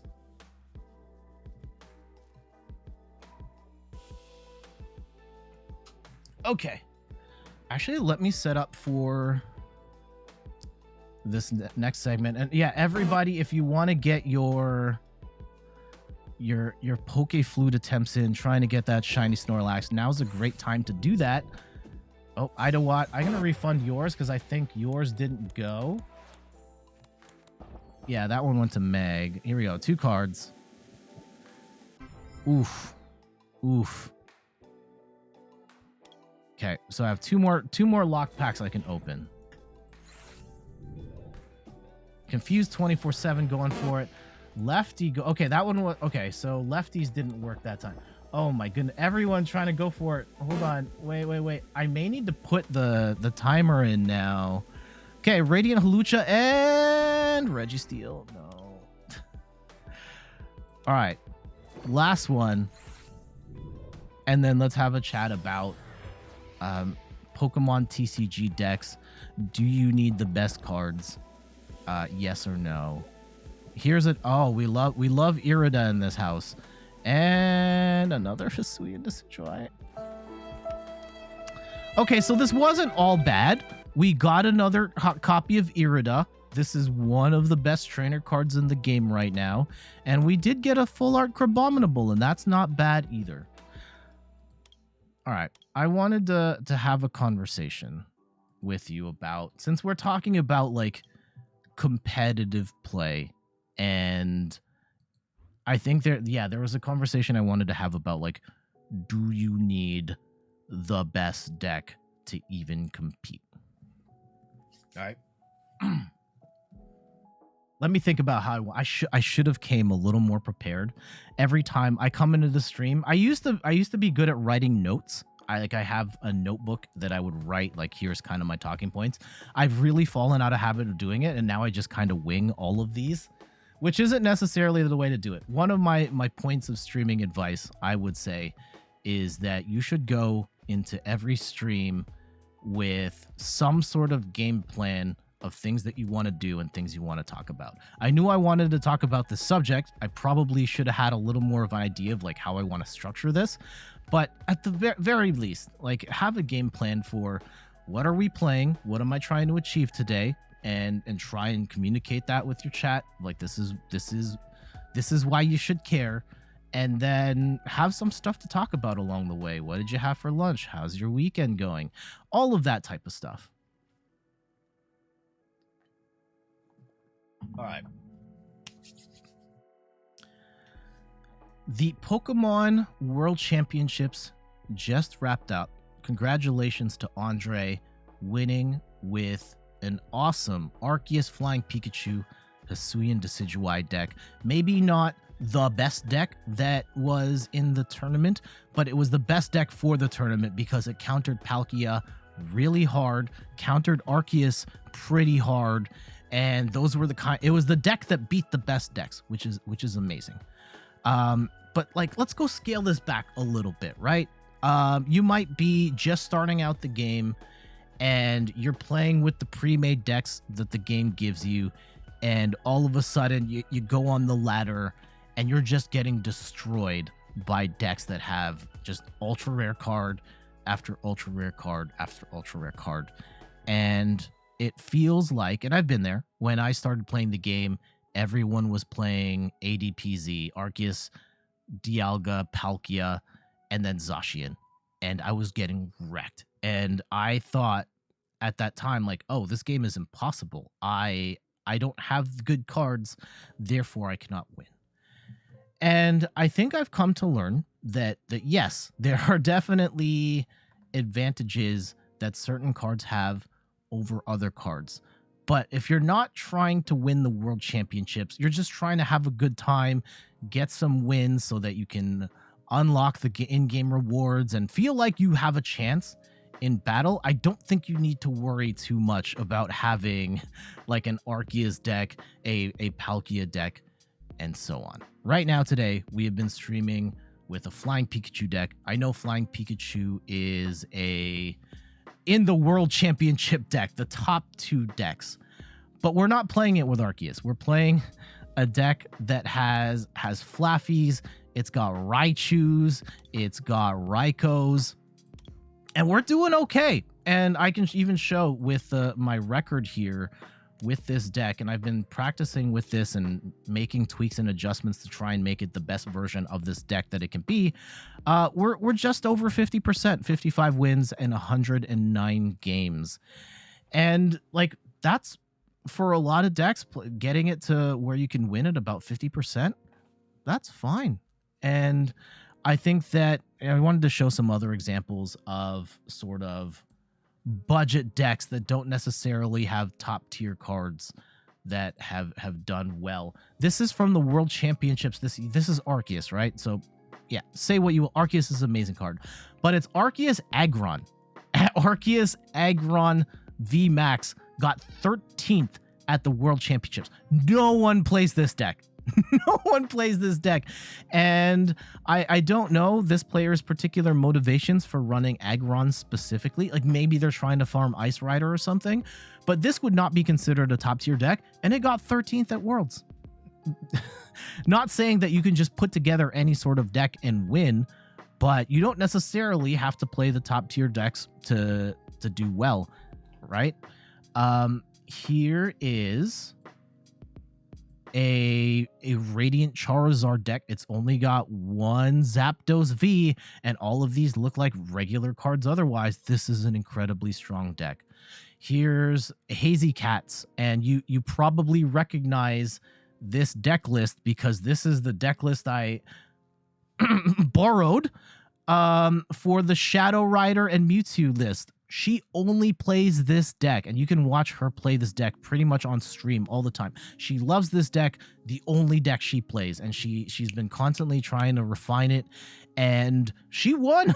She won the late night special season 5, going 8-1 in that tournament with Shadow Rider Mewtwo beating some top players. Like Gabriel Smart was in the top 30 of the World Championships this year. I think Calvin Connor was also in the top as well, like beating top players with a deck that nobody was even thinking about. Here's a Frostmoth box deck. I've played against this a couple times, and in terms of ultra rare cards, it's just one Starmie and one Crabominable, and these are two very situational cards. They're not core to the deck, but this deck is also very strong, and I think that for the purposes of, like, if you're trying to compete for the World Championships, like, yes, it's generally better to have really good cards. For the purposes of you're just starting out and you're just trying to build a deck, I think it's less important to have those ultra rare cards. And part of that is going to be your ELO. Like the game, I know that Pokemon TCG is 1 billion years old, but there is a matchmaking system in there, and I went back through one of my old videos. This is one where I only had the reason I built this deck was I only had Crobats and Slowking, and this is not a good deck at all that I'm playing with. But look at my opponent's deck. Like if you're not familiar with the game, you can look at this and say, oh my goodness, they've got all of these ultra rare cards. But knowing what I know now, Raichu GX and Zacian and Pikachu V and Luke Metal and Ditto have no chemistry whatsoever. This is just, here is a mishmash of ultra rare cards because I feel like I need ultra rare cards to win, but it's not a particularly well-functioning deck. And you will run into a lot of decks like this on the ladder as you are climbing up the ladder. And you can beat decks like this with budget cards. That Frostmoth deck is going to do it. Radiant Charizard's going to do it. The Hazy Cats deck is going to do it. The Solrock Lunatone would destroy this deck because they just have no consistency. They don't have the right trainer cards. None of these Pokemon have any real synergy with one another, and you can just take advantage of that. So I think that, moral of the story, it's nice to have nice cards, but it's way more important to just have a functioning deck. And I would say look at, watch different videos, look at different deck lists on Limitless and see what other people are playing. If you're looking for like other sort of budget and rogue options, I think the Little Dark Fury is amazing for that, where he explores a whole bunch of different cards and finds value in budget cards. Like here's a deck with Melmetal, here's a deck with Starmie, Dubwool, and like again, you don't necessarily need the top tier deck if your goal is just to win through the ladder every day. It's just about building a solid deck with a clear game plan. Who are your attackers? How am I drawing cards? Do I have the ability to target the right Pokemon when I need to. Is it whatever your win condition is, does your deck have a solid game plan to get you there? So that's all I wanted to say on the front. Don't feel discouraged because you don't have all the ultra rare cards. Focus on building one budget deck, like at least to start, one deck that is solid, and you should be all right. All right, let me catch up on the chat. JF Raptor says I'd 4-wide more in Tetris. I was faster at stacking in general. That's fair. And Confused 24/7 says, coming from Yu-Gi-Oh, I really appreciate how affordable it is to build a decent deck in Pokemon. Even grabbing an Ice Rider League battle deck puts you in a great position to climb the ladder. A few upgrades and it gets even better. That is a good point. I have not played Yu-Gi-Oh, but I've heard that Yu-Gi-Oh can be a very tough time to get into it. I think there isn't. I think some of the things are like Yu-Gi-Oh doesn't have rotation, right? I could be wrong on that. I think that they don't rotate, and a lot of the good cards are super old and super rare to get. And then the good cards aren't cheap or easy to come by, and relative. Pokemon's not perfect. Pokemon's definitely not perfect, but they do give you more options to get off the ground a little quicker.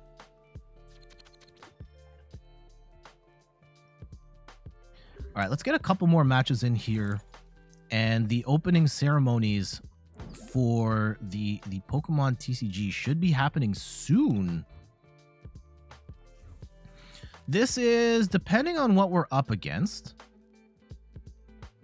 So 190. They do. I'm going to guess it's a Darkrai deck. And I guess there's a couple of lines of play we could do here. We can try and go all in on the Raichu, or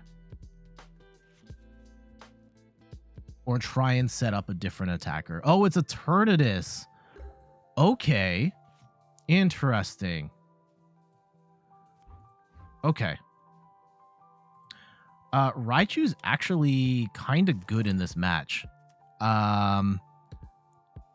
Yeah, I do like Raichu in this match because Raichu can smash an Eternatus VMAX, and Raikou actually not bad because Raikou attacks based on the number of...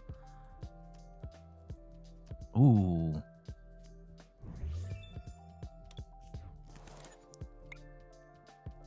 Okay, we don't have a lot of energy in the deck though, which is kind of sus.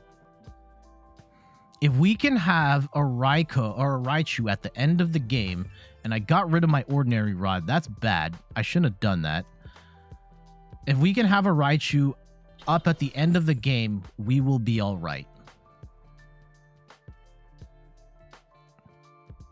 And yeah, our goal. Okay, Raikou gets pulled in. That's fine. Our goal is by the end of the game, Raichu is one-hit KOing this Eternatus. That's the plan. This is the perfect deck for Raichu, actually, to be up against. Professor's Research, they don't have that many cards. We do have a... Ooh. Path to the Peak is great here, actually. Let's go and... Oh, we have no abilities. That's fine. I will attach Path, and we will... Oh, no. This is a little awkward now. I really want to knock out... Oh, I have to use all my energy, don't I?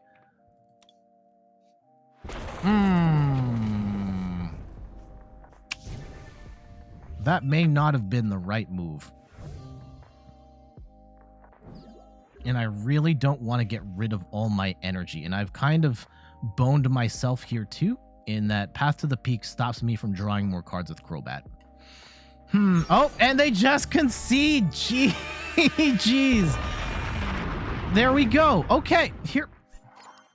Again, like Eternatus can be, I know it's not the deck that it used to be, but Eternatus was a top tier archetype. They had way more big time attackers than us. If they had gotten Eternatus set up, they could have one hit KO'd everything in our deck. And yeah, we just had Path to the Peak really hurt them there to the point where they gave up after the second turn.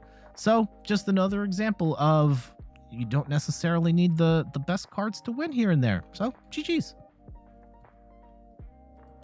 Okay, I'm going to take a quick break. I will be back in a sec. Let's see who JF Raptor, you're going to be running the show for the next little bit here. BRB.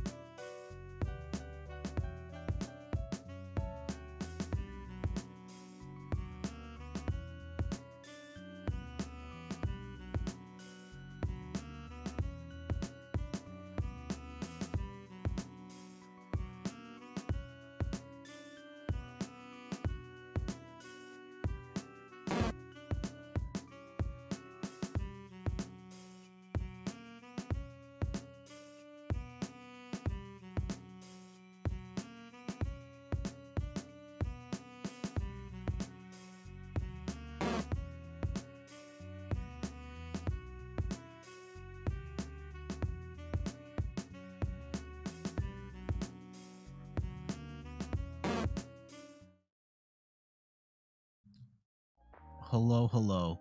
Welcome back. Nine Now Daniel says you'll catch the shiny one day.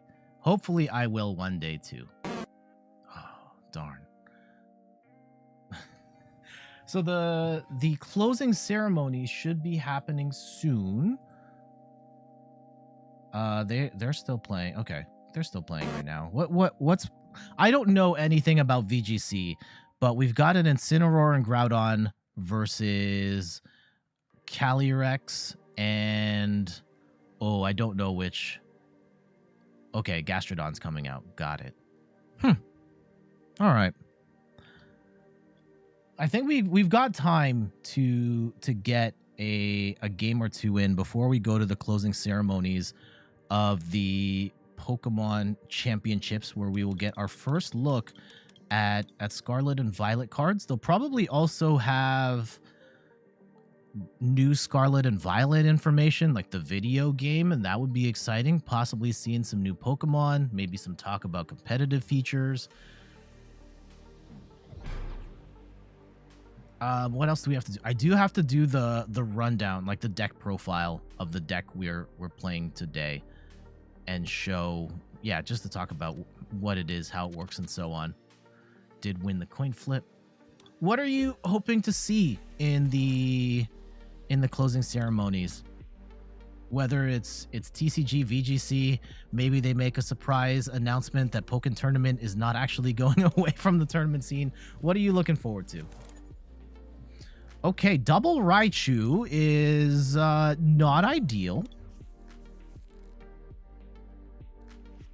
Certainly not ideal. We're going to get rid of... Ooh, another Eternatus deck. Okay. I'm actually going to bench the second Raichu here. And...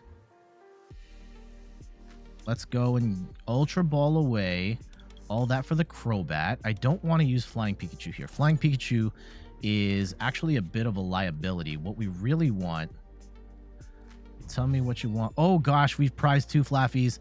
That's not ideal. We're going to turn one of these Raikos. How many Raikos do we have in the deck? We have one more Raikou. Okay.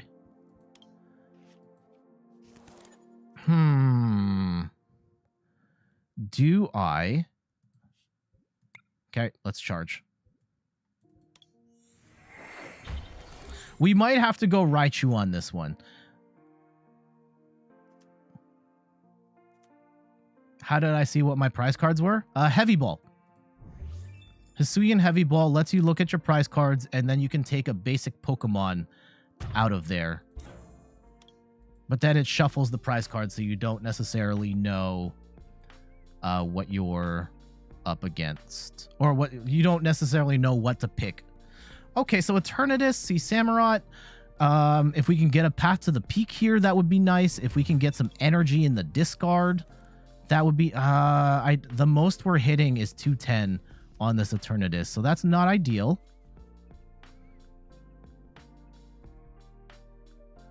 I don't think we're going to have as easy of a time against this Eternatus deck as the last one, but the most important thing is the Raichu. Though Raikou's actually pretty good here too. If you take a Pokemon from your prize cards, that is effectively the same as killing one of their Pokemon. Oh, no. So, 9L Daniel, when I take a basic Pokemon with the Heavy Ball goes into the prize cards. That's a good question, though. So they are looking for an energy here in the worst. What? They run Bushake and Eternatus? Huh. Okay. And they are going to put the energy on the Eternatus on the bench. What is our goal here? I think we still need a second attacker. We need an attacker other than these Raichus. And yeah, we're not going to be able to do enough damage on this turn. Oh, God. Why are we... Oh, they're boost shaking for the Weezing, so now I can't do any of my charge... Oh, only if it's in the active. Okay. You know what? I'm going to actually bench this Raikou. I may regret that. Okay, we do get energy, which is fantastic. We do get path as well. And I don't know how much damage I want to do here. Probably not a lot, actually. I think we're just going to poke here. Just 60.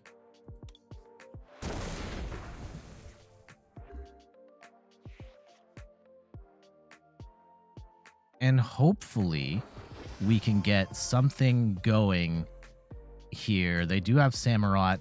They can knock one-hit KO this Raichu. They are going to lock us down here, which is not ideal. And Marnia, so we're going to lose our path to the peak. That's unfortunate.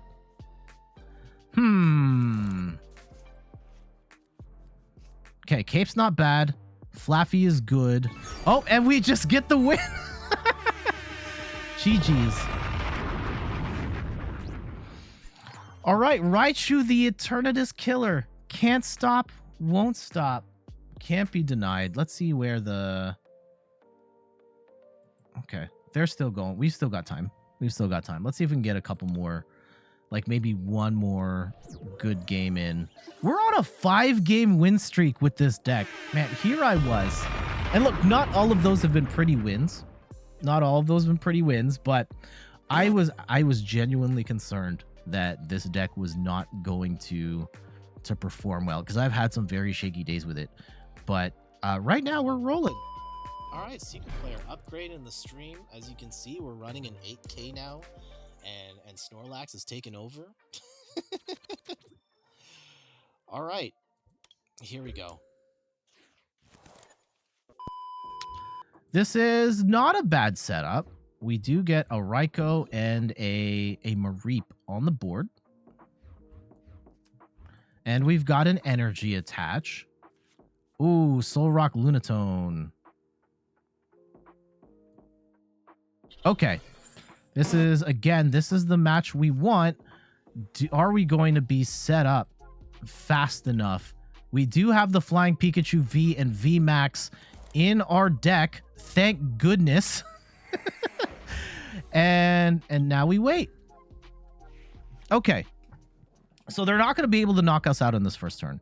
I think our primary goal is to get Flying Pikachu set up and then hopefully just win. You know some streamers that have that set. I'm not naming names. Not naming names. And yes, I think that Twitch streamers have a particular aesthetic. And I personally prefer a more minimal look to the main overlay. And that's just me. I'll ask a question though. What do you like to see the ornate overlays that have like avatars running along the bottom of the screen, and do you want to see your name as the latest follow and sub and all of that type of stuff? Do you like seeing those on stream? I think, yeah, they've got a lot of energy in the discard. This is great for them because they're going to hit Raikou pretty hard, but it's not necessarily the end of the world for us, even if they hit for 120. As long as we don't get knocked out here, we still have a chance. Now, this is going to be a controversial move. I want to draw a whole bunch of cards with Crobat. We do get the Flying Pikachu.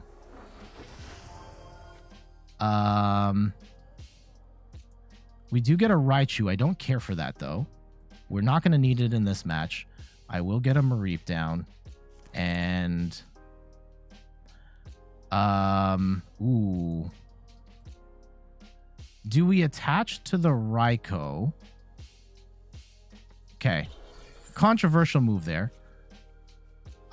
We may get burned by that later.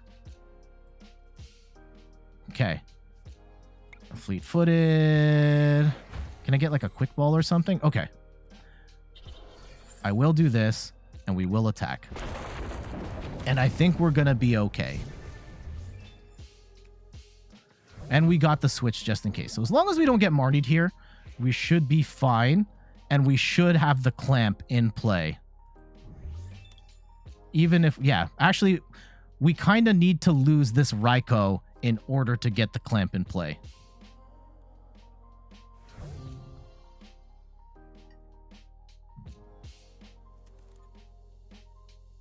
You really do, actually. My friend who's also streaming wants to know your setup.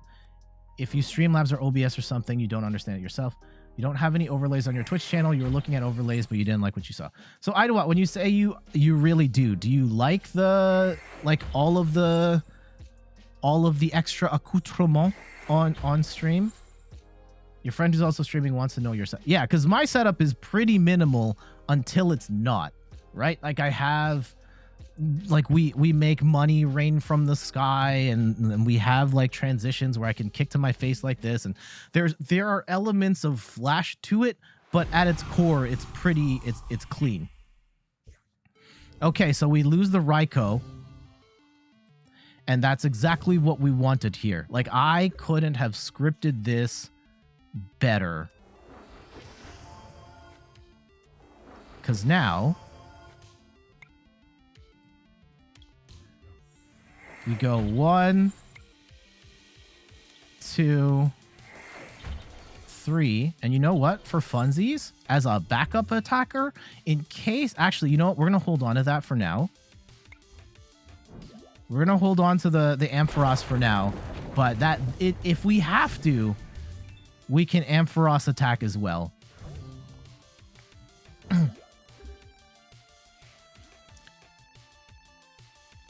Hi, that friend here.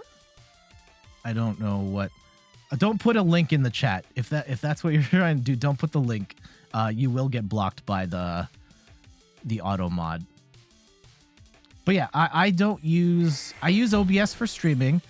I don't use Streamlabs. I don't use for my alerts. I use a service called Pixel Chat. I moved off of Streamlabs because they're an awful service that steals stuff from other establishments. I don't like them very much. And we're going to actually boss up this one because it's got the choice belts and multiple energies on there. So we're going to take them out. But yeah, they're an awful service that's built entirely on ripping other things off. Streamlabs OBS is a ripoff of Streamlabs. Their Stream Deck thing is a ripoff of the Elgato Stream Deck. The website advertising, they ripped off Lightstream with the service to stream from console. They even ripped off the website of Lightstream. Like, it's a whole thing. So they're a very shady company, and I have pretty much cut all ties with them. So I use Pixel Chat instead for my alerts.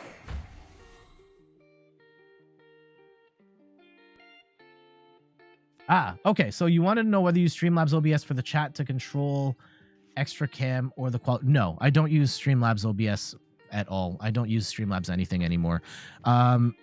For controlling the stream, I have these buttons. I have, this and this. It's called an Elgato Stream Deck that lets me, control everything with buttons rather than like having to click on the screen. And I've got like different screen setup and sound effects and all that. And in terms of like how I get it to zoom like this versus it like cutting like a hard cut to another thing, that is a plugin. I think it's like a source transition or something. I can't remember. There's a lot of weird custom plugins that I've used to make my stuff work the way it does. All right, so we're gonna lose a Flaffy here, and that's unfortunate, but I don't know how many gusting options they have left. Sure, go ahead, go hit the Flaffy here. I don't need to accelerate energy anymore, really. I do have a pocket Ampharos just in case.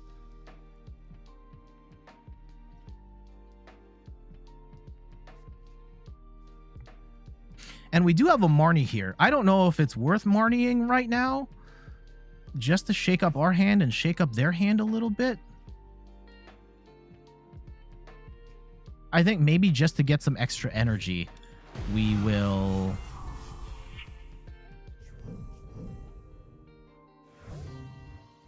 I don't know if I want to attach the Ampharos out here, though. Okay, I'm risking it. I'm risking it. Bet. They can still win this. They can very much still win this. Okay, Mareep, Flaffy. I think we're actually going to do that. I will Ordinary Rod, Mareep, and Flaffy back into the deck. And we'll go and set up Ampharos to attack. We'll Max Balloon for 160. Hopefully we did not Marnie them into a boss. I would assume that they've got at least one more boss in their hand. The escape rope I was not expecting, because normally this deck doesn't run escape rope. It doesn't run any sort of switch cards.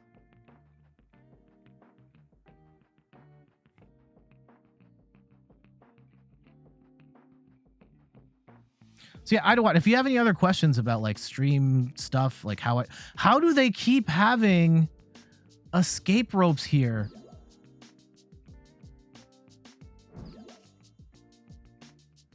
This is okay. This is. So we could still lose. We could still lose. I am very cheesed right now. Who runs 2 escape rope in this deck?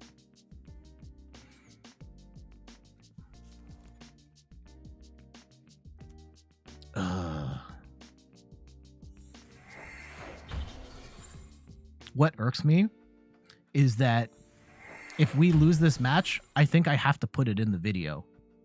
I have to be able to show like, hey, here's the vulnerability of this. Don't get too cocky, because maybe they do weird stuff like this. Right? They've got what? They're one boss away. They just have to boss this Crobat, and they win. Can we shake up their hand anymore? No. I'm gonna put energy on the Crobat just in case they. Okay, the Cape's not going to do anything. Stormy Mountains is going to slow them down. They won't be able to draw stuff. So let's do that. And hopefully they have no more gusting options. Hopefully they have no more gusting options. If anything, I hope they have an escape rope. Show me a third escape rope, please. Can they knock out Crobat if they have 30... 60, 90, 120. Yes, they can knock out Crobat. Flip the boss. Flip the boss. Come on. Pokestop into the boss. Do it. Do it, do it, do it. The Choice Belt does get them over the line. If they had an extra net, that could get them over the line.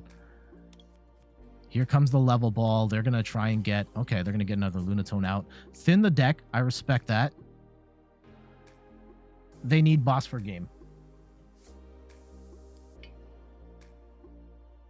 Hello, it's me. You love that when I click the Snorlax by using the channel point, it goes to the cam of the Snorlax. How do I do that? That's a great question. So I use a program called Leorin Board where it connects channel points to different actions on my stream. And how that works is that when you cash in the channel points, it turns on a scene in my overlay that temporarily turns on the camera and then turns off the camera. Okay, they don't have boss. They are trying to get boss back though.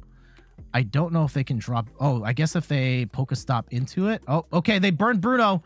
They burned Bruno unless I think we've won. I think we've won. I think we've won. Also, the closing ceremony should be on like right. Okay, no, the game's still going, so we still have time.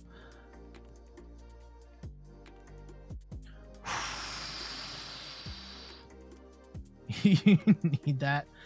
They actually, so Leorin Board is, they're going through some stuff right now. I would recommend, it's a program now called Sammy, and let's go lock them up, path to the peak, and hit them for game. GG's. Flying Pikachu locking down the most annoying deck in the game once again. This is exactly the matchup that we wanted. And again, we'll speak to this one more time. Yes, Flying Pikachu, great at shutting down basics, and yes, its best partner is obviously Arceus, as is the case for many Pokemon V. But you can totally make Pikachu work, Flying Pikachu work without the Arceus, and just build a straight up Flaffy box build. And I think so far we've kind of shown that this deck can still do a lot of damage. We've shown that with Flying Pikachu's definitely shut some stuff down. Raikou tempo has definitely shut stuff down. Like, we stopped that Dialga deck from really being able to pop off. And Raichu, I don't know if it's going to make the video or not. We were able to threaten with Raichu and shut down a couple of Eternatus decks too. So yeah, GG's. Let me pull up. Yeah, Sammy OBS. Thank you, your angel. Oh, thank you. Thank you, Adult Raging. Thank you so much for the follow. So this is what they are now. There's a whole thing, because to talk about the backstory of the Leorin Board thing, there's a guy named Leorin who made the original software that I use now. And like, super amazing software. You can do cool stuff. Hold on, you can do cool stuff like, set up your channel points to do all sorts of crazy things. Let me actually get the only stands one's gonna break on this first one, so ignore that. But all sorts of crazy stuff you can do on your stream. And then they started making Leorn board too, and he had some other developers help him out. There was a massive falling out between the community developers and Leorn board, and it seems like Leorn was Leorn was there was some problematic stuff happening there, so the community's kind of taken over. They now call it Sammy. Download that version instead. I will have to upgrade to this at some point as well. And yes, Lava, thank you so much for sharing the code. If you're playing PTCGO, make sure to cash in the code Worlds22London to get your free copy of Path to the Peak. Normally buy, sell, trade stuff, but yeah, that's a code that Pokemon is promoting. Okay, let me see. They're still... I really don't want to miss I really don't want to miss the closing ceremonies so we can react to these cards, but this game is still going. How far along are they? That huge behemoth blade able to get enough damage. Okay, we'll try and get some more games in. This is kind of weird because like the whole stream is kind of on hold. Well, we can still play, but we're kind of in an awkward spot because I really want to react to the Scarlet and Violet stuff when that hits.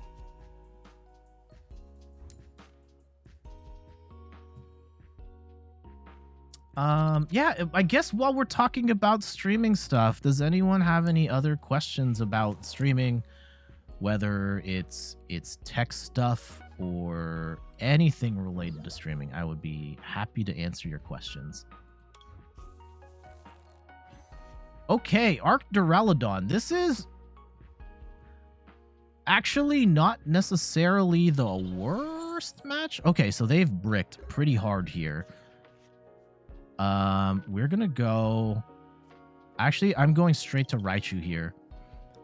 Because, yeah, Raikou is not gonna be able to do enough damage. Zach Davey, thank you so much for the follow. Truly appreciated. Yeah, Raikou's not gonna be able to do enough damage in this matchup because Raikou needs like a fat bench for it to really hit, and unfortunately Raikou doesn't really do that. So Raikou needs a big bench to hit. So instead, let's go and attack with Raichu, get as much energy as we can on the board, and yeah, let's grab this Marnie here. And hopefully we can pop off next turn.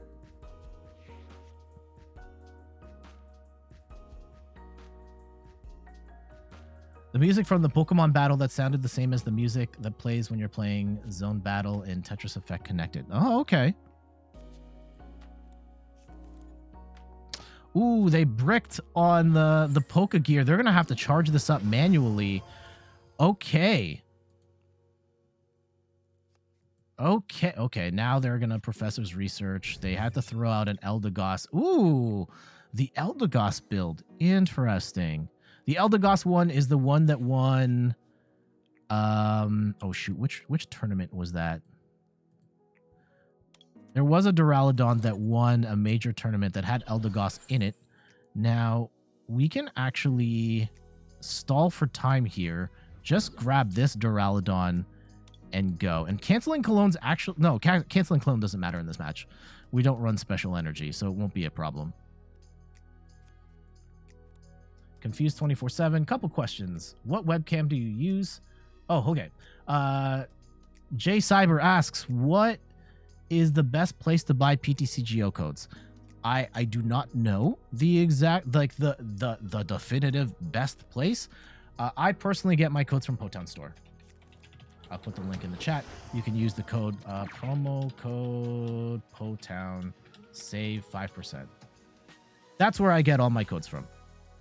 I've never tried any other service. I saw reputable content creators talk about that one.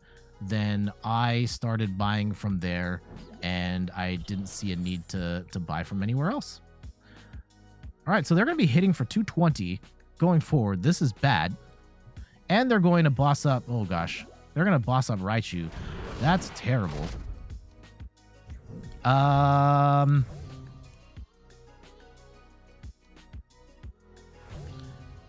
I think we're done.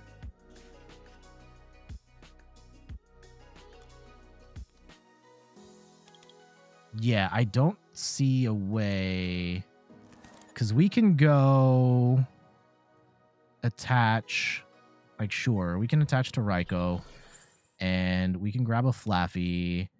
I think we're going to be a bit short here, actually. Here. Oh, that's 180. 1, 2, 3. They can't knock me out on this next turn. Though losing that Raichu early was really bad.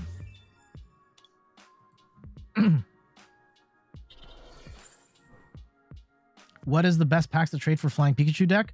Right now, Astral Radiance. Oh no, that charge was not nice. Whatever the latest set is, the latest mainline set is usually like the fastest way. Oh no, double boss. Hate to see that. So that's done. Scoop. Not a lot we can do about that one. Oh, the mod deleted my promo code.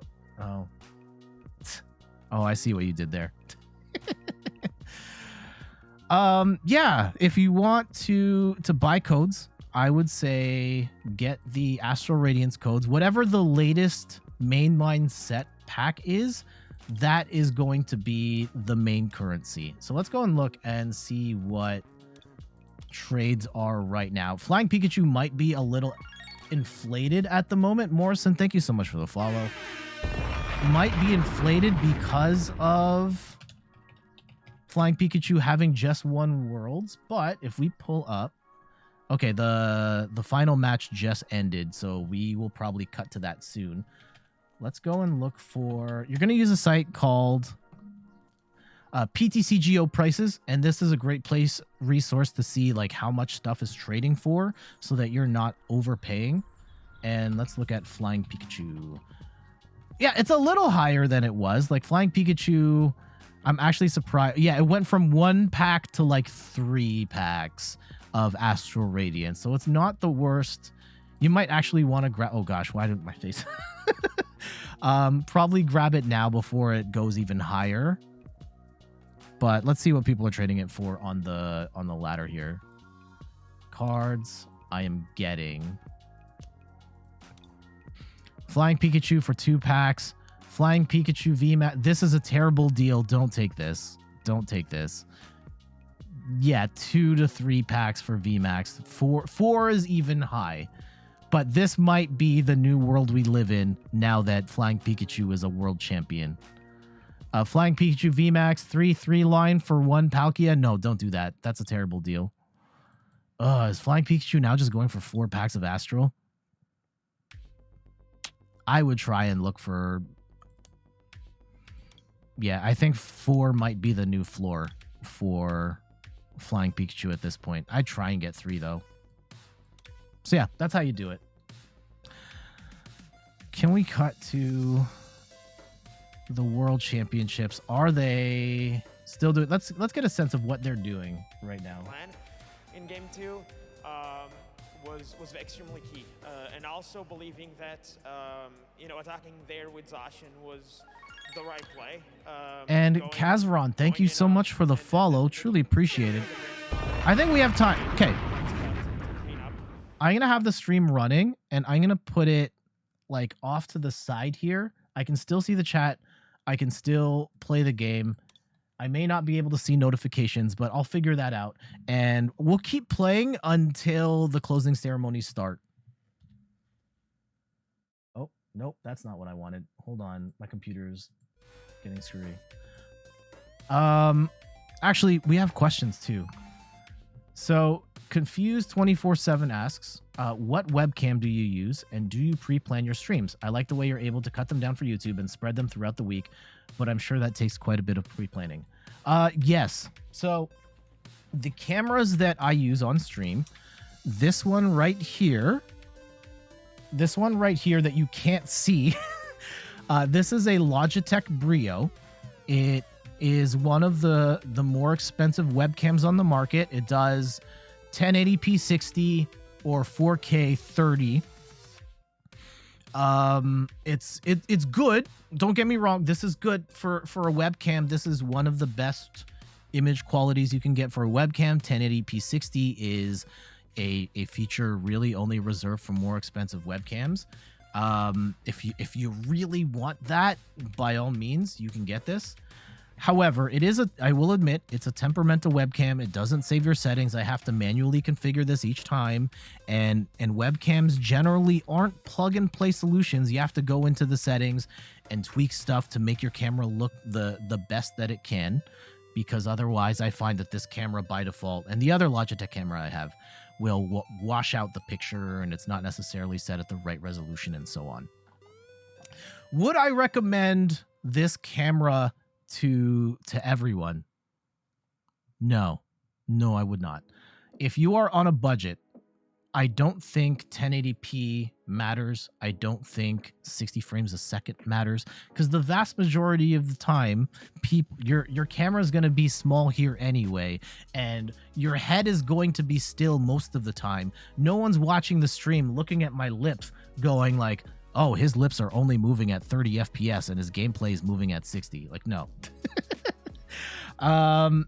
So the other camera I use is this one up here. This is 30 FPS, by the way. This is a Logitech C920. This is probably like the most popular camera. It's pretty cheap at this point, under $100.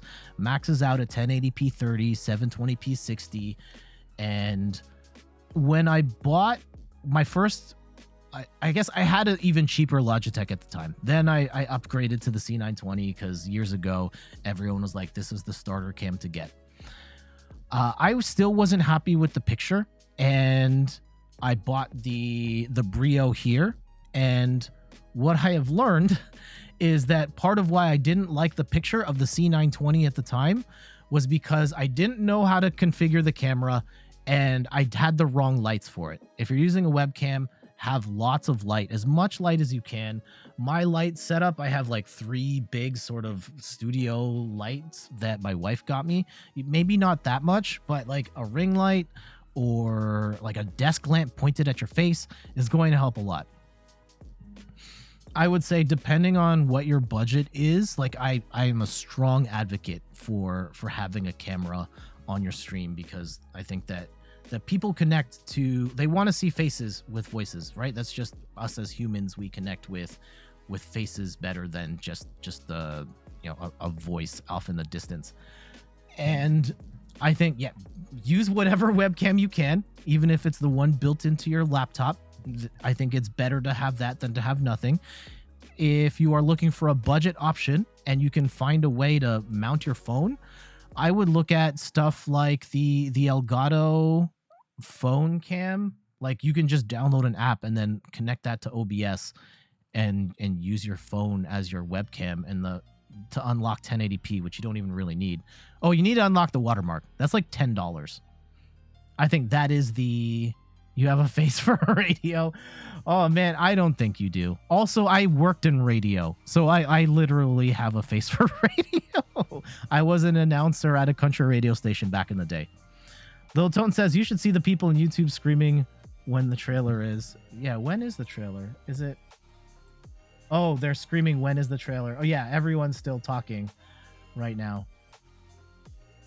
Yep, see, there you go. JF Raptor uses Droid Cam for OBS and stuff like that. Use it on your phone, connect it to OBS, works absolutely fine. That's probably your best budget cam option, as long as you can find a way to mount your phone. And you can get like a stand with the clamp for like $20 on Amazon. You're good. If you want to get a dedicated webcam as a budget webcam, I'd suggest the C920.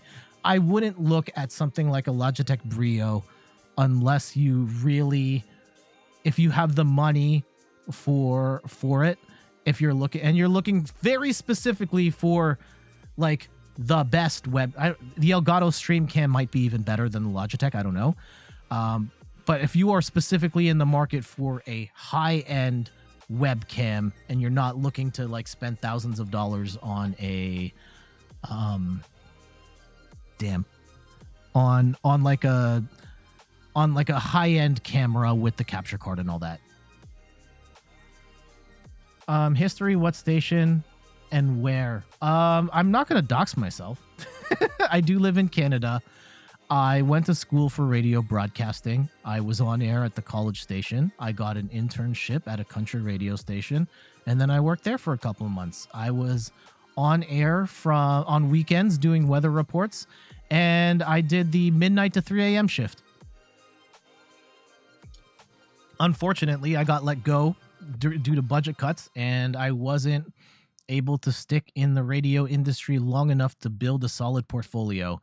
And that kind of doomed me at that point. I took another job in the industry that was not on air, and I worked that for a couple of years in hopes that I could like parlay that into getting back on air, and it didn't work out for me, and I had to change careers. But I think in the grand scheme of things, it was a better choice for me. The radio industry grind is very tough. You are making your first job in the radio industry, like as an announcer, is working nights and weekends for very little pay. You probably have to leave the city and work in like a super rural country or county or town, and then you could spend years just trying to work your way back to the city and possibly never get into the city, right? One of the stations that is here, right? The morning show host has been the morning show host of that station for, I think, as long as I've been alive, like over 30 years. And if you wanted that job, like they've held that job forever, and it's really hard to get those high paying, high profile radio jobs. You're grinding for 10 years, and maybe you never get that far. And I think that it's not for everybody. I think I would have had to have sacrificed living super far away from home, living far away from the city, possibly never making it to ultimately where I want to go. Like the odds of just getting the job in the middle of nowhere is already so low, but to work your way up to a decent paying job in the city is like even harder, right? There are like a couple of dozen announcer jobs in a big city, and that's it, right? And there's thousands of people competing for those jobs, many of which have industry experience elsewhere. And yeah, I would have had to sacrifice living far away, would have had to sacrifice money, potentially family stuff, right? You don't really meet that many people in the radio industry. Outside the industry, you just kind of, unless you're working, even the live to air stuff, which I have done in the past, you don't really like socialize with people there. So it's a tough road, the radio industry. You can't believe you've had this webcam for like 7 years. Which webcam do you have? And yeah, we're kind of, let's play a little more. I'll keep tabs, and I can answer any other questions you guys have about streaming. If you want to talk about the radio industry at this point, yeah, the C920 classic. It's probably not it's certainly not the best camera, but if you are looking for a budget dedicated webcam, it's fine. It still totally serves the trick. I've thought about upgrading my Brio for a long time now, and I don't know. I still don't think I can justify it. Ooh, just Manaphy. That's bad. We can probably do the deck profile piece, actually. Oh, there we go. GG's, the auto win. So yeah, that was the camera question. Oh, I went down a rabbit hole. You like the way they cut down the streams for YouTube and spread them throughout the week? You're sure it takes quite a bit. So, yeah, Manaphy with the win. Manaphy OP. So the other question that Confused 24/7, I don't even know if Confused 24/7 is still in here. Let me know if you are here. As I load my money gun back up, is that, do I plan these streams in advance? Yes. I think it is incredibly important to have some sort of game plan for your stream. Though I think it depends on the person, right? Like, if you are the type of creator, you're the type of streamer of just like, I want to play video games and turn the webcam on. Do whatever you want. If you are trying to build your presence as a content creator and you're trying to legitimately grow, the best way to do that is to expand your reach by creating content on other platforms that drive people to the Twitch. And for me, I don't have a lot of time to just make YouTube videos, to just make TikTok videos and stuff like that.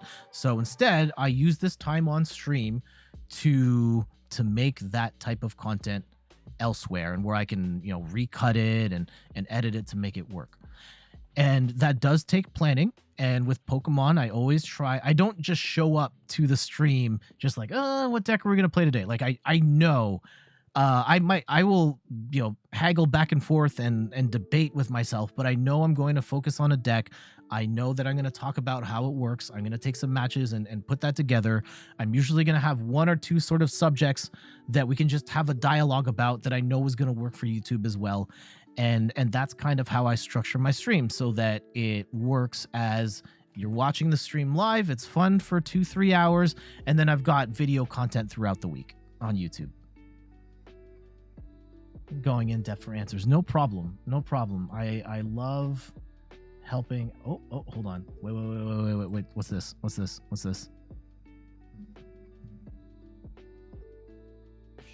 Are we, is it almost showtime?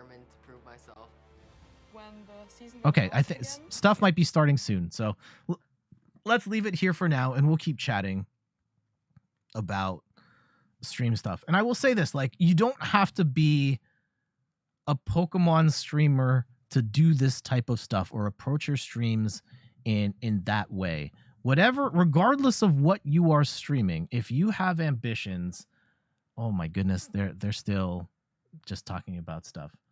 Like, whatever your ambitions are on stream, if you want to grow as a content creator, you should be thinking about the bigger picture of, how do I drive people to the channel?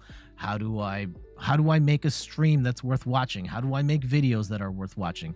And I think a big part of that is planning and being able to put stakes on the line, not like actual stakes, but like, why are we here? Try and make your stream an event. I'm playing Returnal right now, and like, this is the Wednesday night streams of Returnal, and I'm playing through the game, but right now the storyline is I'm stuck on a particular we've been stuck for like the last month, but the last time we streamed it, I was like that close to winning multiple times. And then you hype that up. That's the storyline of the stream. That is why people should care. And then I try and build content around that. If you're playing I don't know, Tetris 99, and you've never won before, is it, can I get my first win? Is it Tetris 99 forever, like Fortnite, for every match I lose, I have to do 10 push-ups? Like, just something to give your stream a story and make it feel more like there's some sort of story, rather than just, I'm here to play video games.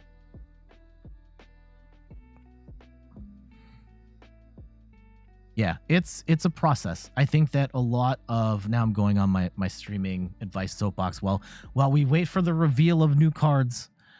I think it is really important that, like, before you even have all of those types of conversations about, like, you start thinking about strategy and tactics for your stream and all that.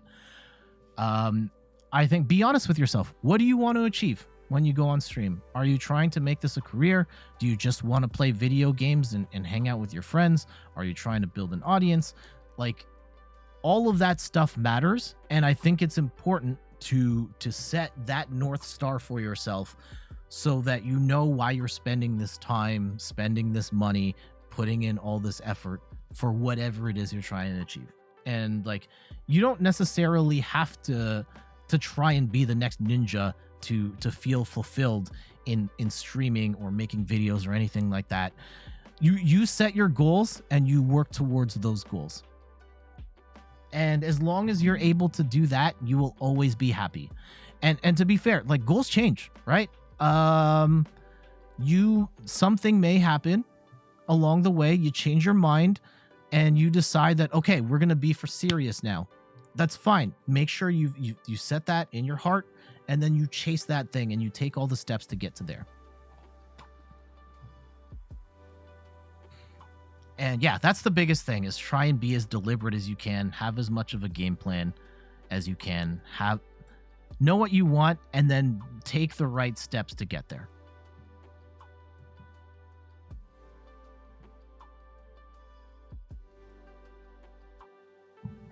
And like, I'm not a big time streamer. I am not, like, it's crazy that we just hit YouTube partner, but like, it took me 12 years to get to YouTube partner. I don't know if that makes me the worst YouTuber in the world, but it took time to get there. And it took a lot of growth, of me like understanding what I want, what level of effort I'm willing to put into this, and then taking steps to hone my craft and try and be a better streamer, try and be a better video editor, try and be a better writer. I blog at inthirdperson.com, and that's where this whole thing started. And yeah, just as long as you know what you're working for and you're taking the right steps to get there, you're going to be happy no matter what. Also, they're still talking. When is this happening? Let's go play some more.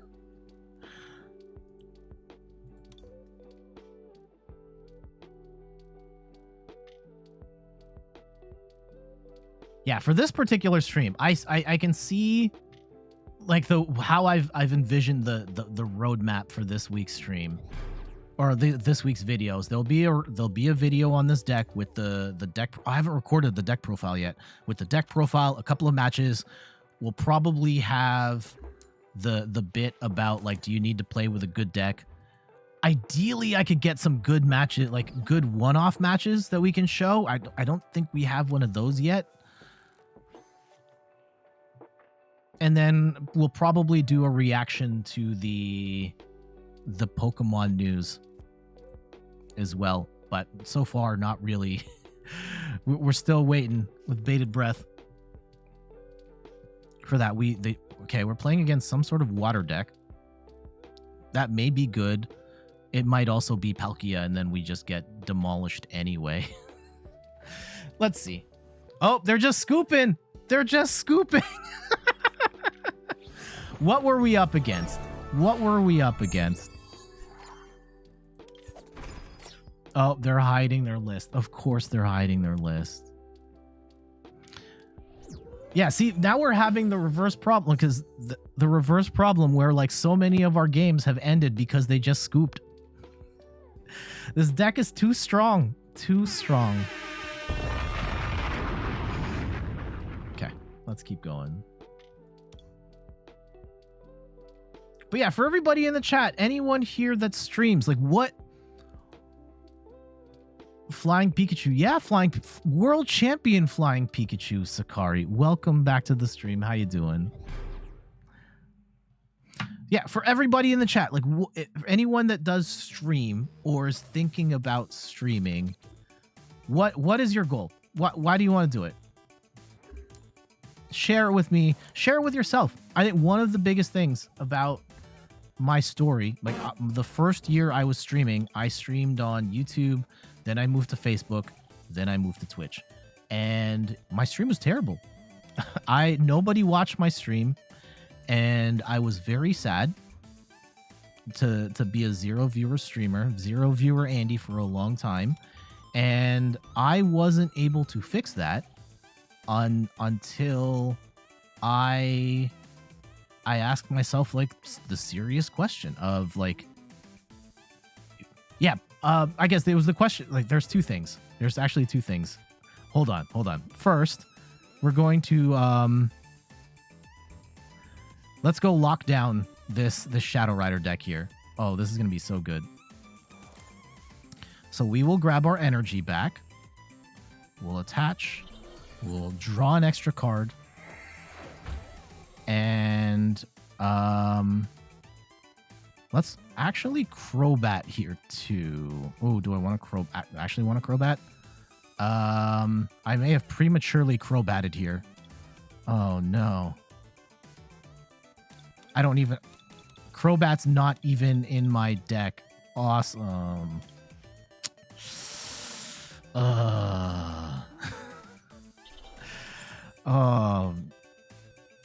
Don't you hate it when you prematurely Ultra Ball and you're just empty? Oh god, we're gonna have to cut that out. Oh god, kids. Oh,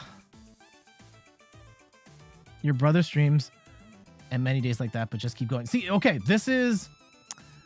I am not necessarily a proponent of just keep going. I think that it is... I think one of the worst things that a streamer, content creator can do is just keep going. Oh no, we've been Marnied into a terrible hand here. And they're going to get Pumpkaboo out. Because, like, one, I think you really have to understand what it is you want to do. And are you making forward progress in that goal? And the worst thing you can do, and let's go and put Raichu down. Let's put Raikou down.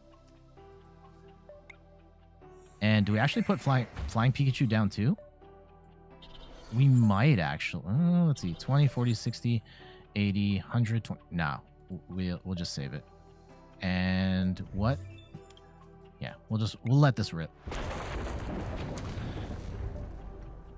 Yeah, I am not a fan of just keep going, because just keep going can often mean you will just keep doing the things that aren't helping you grow, and you just do that forever and you never get the result that you want. I think that you can keep going, but I do think that as a content creator, as a streamer, as a YouTuber, you have to assess what you're doing all the time and give yourself some time to see if something works, if something doesn't work. And if it's working, keep going. If it's not working, you need to adapt. If your goal is to grow it and you're not doing anything, you gotta change your strategy.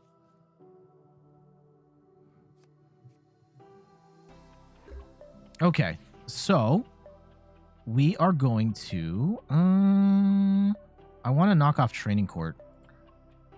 Let's actually do Fleet-Footed first. Hopefully we can get... Canceling Cologne doesn't matter here. And I'm going to knock off Training Court so that they don't have access to it. Though I don't have access to it. And this could be bad.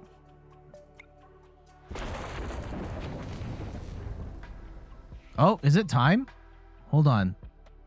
I see people... They're getting... Okay, hold on. Wait. They're back in 40 seconds. We're just going to scoop. We're going to scoop. Sorry. Okay. We're scooping here because it looks like the stream's back on. But to the point of the thing is, like, constantly assess how is your plan working or not. If it's working, keep going. If it's not working, change something. Find something different. Play a different game. Try something. But if what you're doing is not working the way you want it to now, it's probably not gonna work a year from now, 2 years from now, 3 years from now. Okay, here we go. Oh, no, wrong camera. Show us the goods.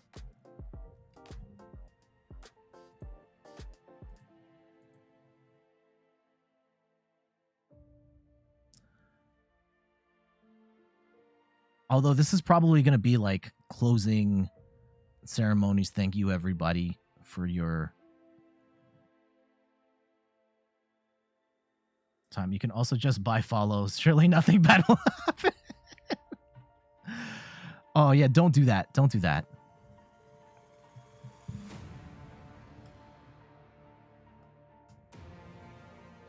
But yeah, always try and improve and like actively make steps towards, you know, improving yourself, improving how you stream, improving the content you make, and so on. Right?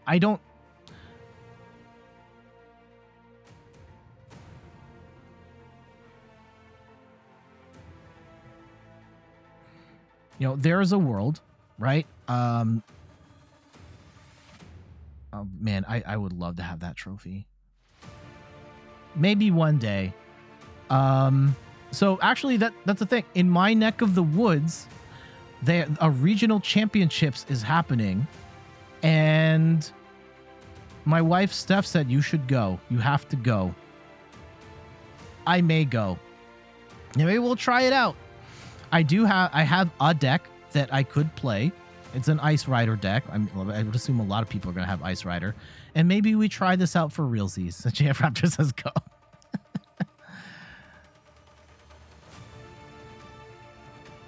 Yeah, there's some other life stuff happening that may make it difficult to get out there. But I'm leaning towards going.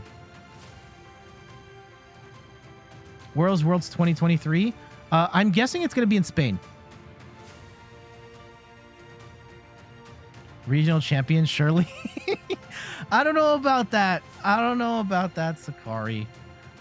But maybe we'll try. Again, I've never played IRL except against like my wife here with the cards that I have, and I've never played in a competition. I will say I have experience in fighting games. I played IRL fighting game tournaments, and those are a blast. Oh, okay. They're gonna give out the trophies here. We do have time.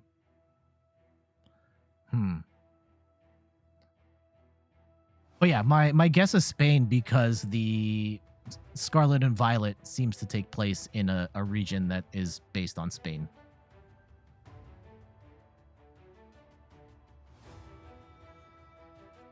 Man, this week's videos are gonna be weird. I don't think. Pokemon tournament? Do you mean like Pokken tournament or like the card tournament I'm talking about right now?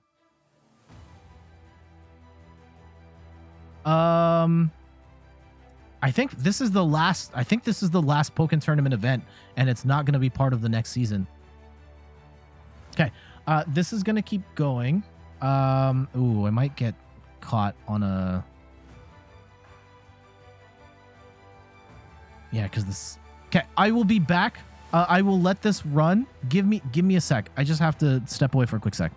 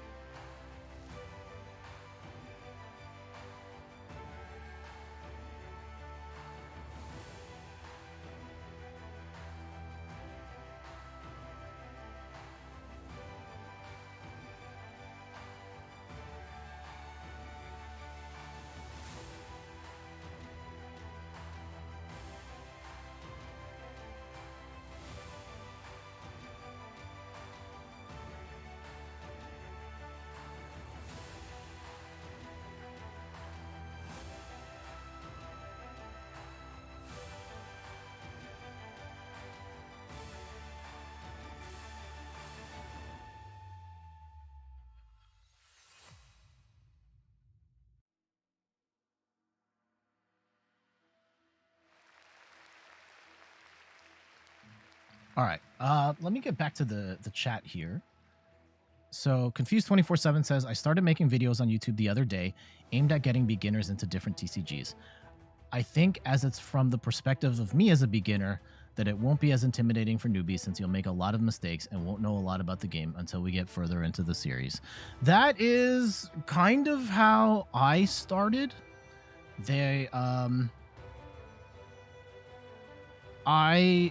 I started making content on Pokemon TCG because I was playing it behind the scenes. At the time, I was playing other games like Tetris 99 and other assorted Nintendo games.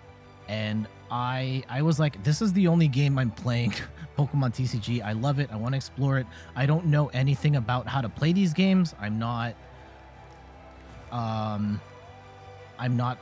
don't know the strategy much. And I was just like, I'm going to stream these games. and see what happens, and kind of share the bit of information that I have as I go. And like when I showed that screenshot of the Crobat deck, like this Crobat deck is trash. I say it straight up. This is a garbage deck, but this is what I had, and I was trying to make the best of the little knowledge that I had. And along the way, I learned. I got better at playing the game. I got better at making content for Pokemon TCG, and I think I found a little bit more of what my niche in this space is, at least at this point in time. I don't think I'm necessarily, and I think that, yeah, my content at this point in time probably appeals mostly to newer players just getting into the game, and that's kind of my focus. Congratulations as world competitors. Please give yourselves a big round of applause. Do you guys want to see the awards ceremony here, or do we just cut back once they start showing the trailers and whatnot? At the Pokemon World Championships. And I hope that you've made many new friendships and memories. To honor our champions and finalists of the Pokemon TCG. Yeah, because I don't think this is. Once again, please welcome Mr. Ishihara to the stage. Oh, okay, damn. Is Ishihara just coming out to hand out trophies, or is he coming to like drop some bombs? This is the $1 million question.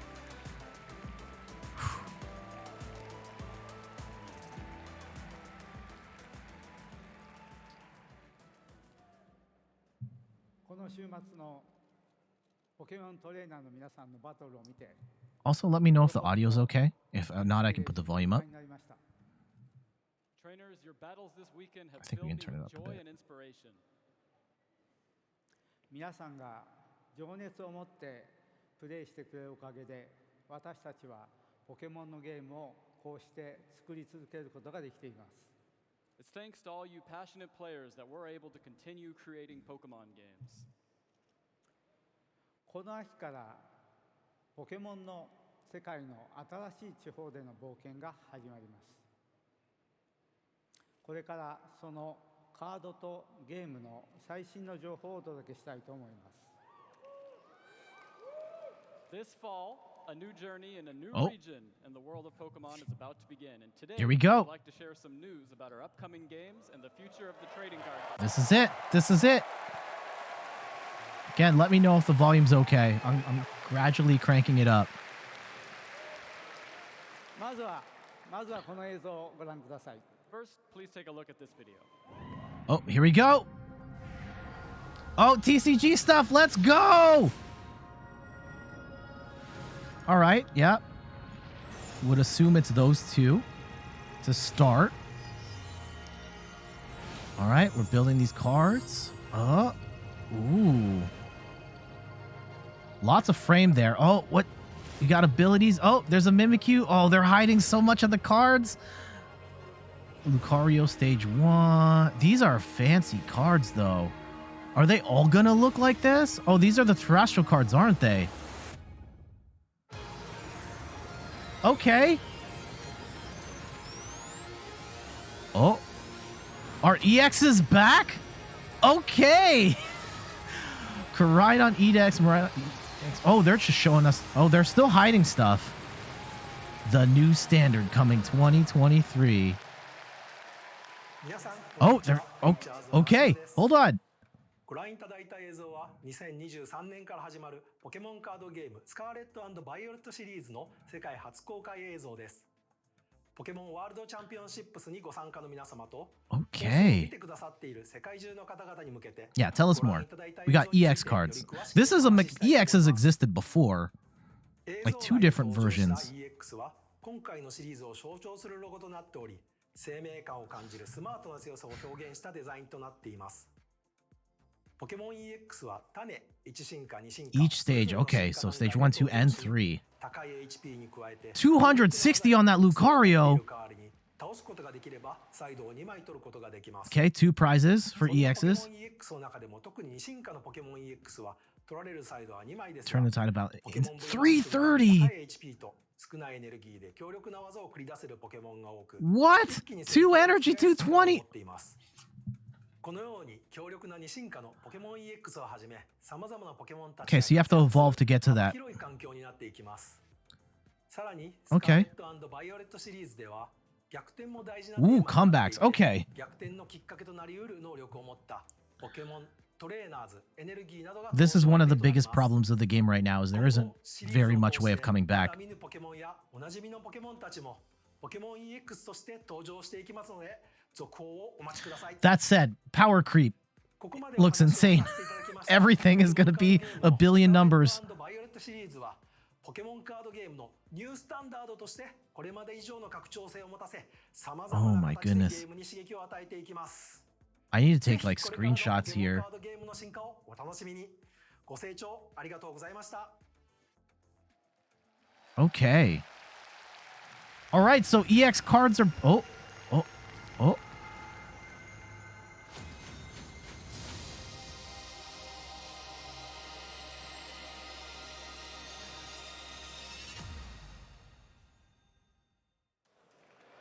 Okay. 長嶋さんありがとうございました。 Huh. 来年の世界大会では大きな So that Lucario example, right? It looks like you still have to put a regular Riolu down and then put the Lucario EX. それでは今年の But that's a crazy jump in HP from like 60 to 200 something. もう一つ Let me shut お up. 知らせしたいニュースがあります。 Now, before we honor our finalists and champions, I have one more announcement I'd like to share. Oh, here we go. こちらをご覧ください。 Please take a look.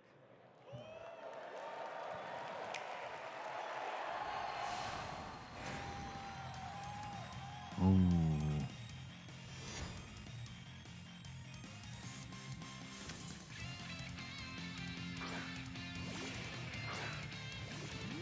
What is that thing? Cyclizar? Is that what... Is that like the pre-evolution? Substitute... Okay, we've seen Magnezone before.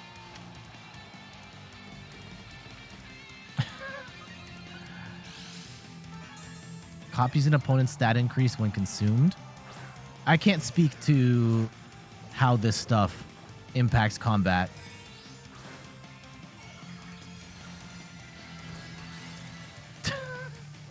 The hats are so dumb.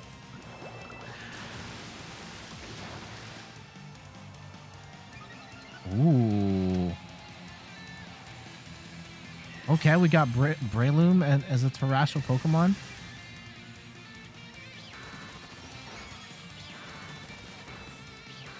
Damn. Whoa.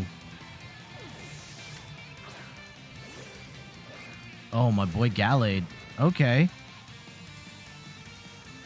Ooh, Tyranitar is a ghost type.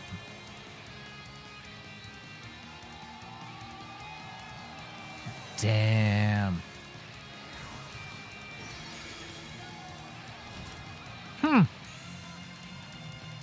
Okay.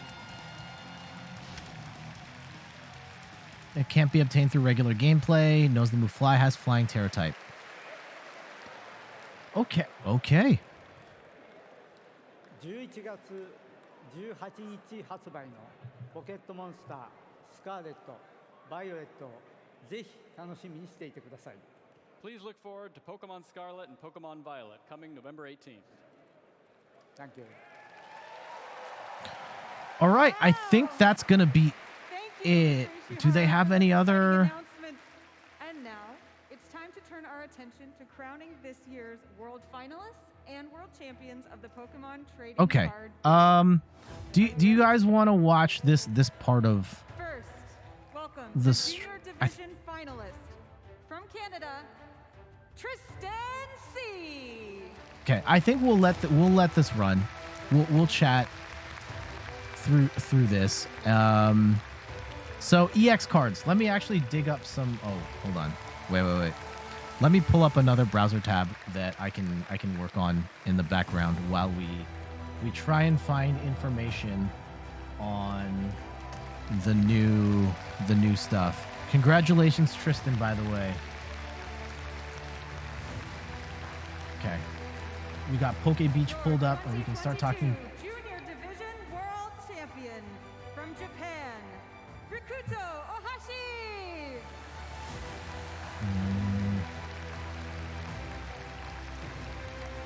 Congratulations, kid.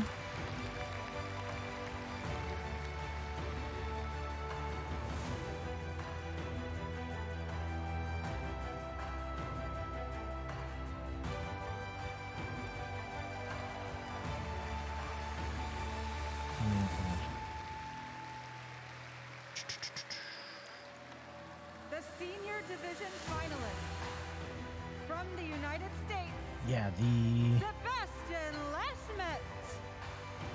Okay. All right, I think we've got... I've pulled up some cards to look at. And I could be wrong. This is speculating once we get to that bit where... 2022 senior division. Yeah, I may not have all the information. Let me dig up a little bit more. Liam Halliburton. Congratulations, Liam, running that Palkia and Teleon.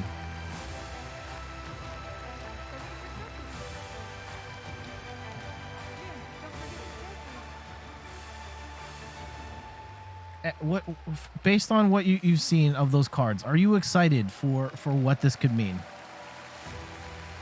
Oh, now we got a bunch of great screenshots here from The Poké Guardian. Masters Division finalist from Japan, Daichi Shimada. Oh, they just put out the straight up video. Okay, great. Let me actually run this here. All right, cool.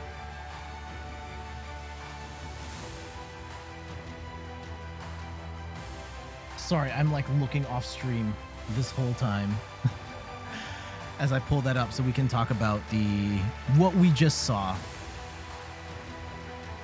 The 2022 Masters Division World Champion from Czechia, Andrzej Skubal. And congratulations, Andre. Oh, yeah, for winning that Arceus Flying Pikachu. I think we're gonna, once we get a deck list, we can cover their deck next week. Do you guys want to see like this championship deck in action next week or something else? I might still do it regardless of what you say, but just curious if you'd want to see like here's the championship deck in action. Finalists. And now, let's meet your 2022 Pokemon video game finalists. First, the Junior Division finalist. Oh, from weird. Australia.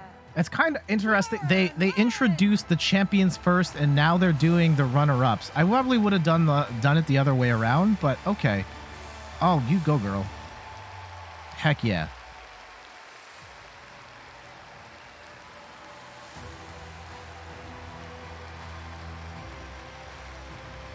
Kyra Nguyen. Nice.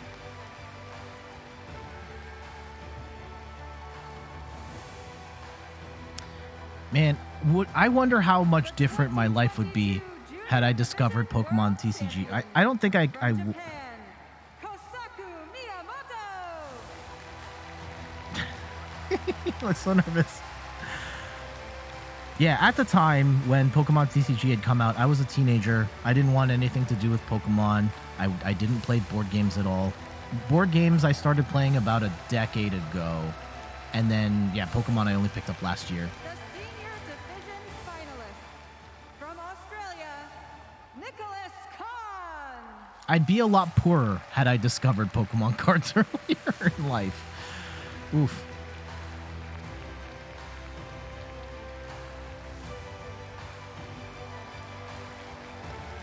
Oh, man, that trophy is so sick. The 2022 Senior Division World Champion from Japan, TCG finalists, then champions across juniors, seniors, masters, next in order. Okay.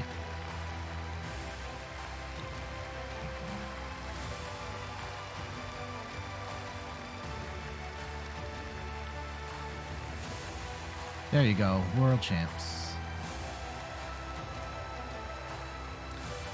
the Masters for everybody here, have you competed in any sort of like organized video game competition? And if so, how did it go? Dude's getting hype. I respect that.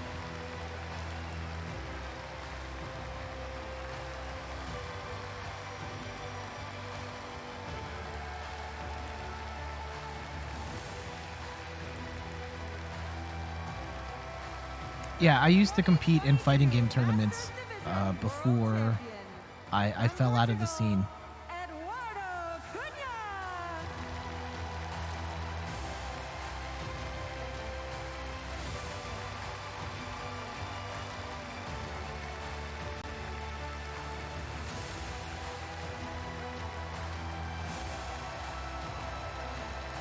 Actually, you know, I should read about, before I start to talk out of my, you-know-what, about Pokemon VMAX.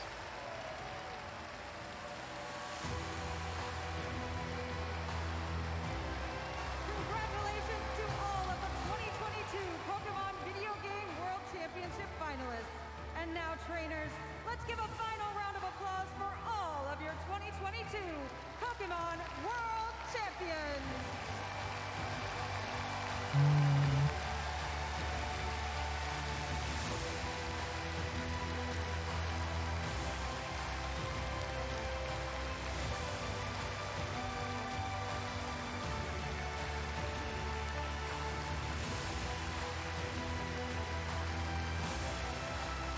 And congratulations to all participants of the World Championships. You the real MVPs. Congratulations. I think it is amazing for if you competed with Universe, it counts. It counts. トレーナーの皆さん、今年のご活躍改めておめでとうございます。 Once again, congratulations to all of you on your performance this weekend. 最後にもう一つ皆さんにお知らせしたいことがあります。 There's one more thing I'd like to share with you. One more thing. それは来年の世界大会の開催地です。 And that is next year's location for the Pokemon World Championships. I'm calling it Spain. こちらです。 Here it is.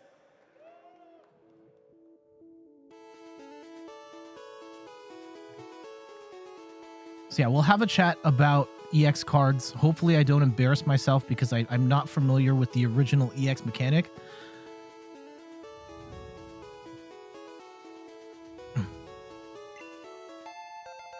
Vermilion City. Oh, you got faked out.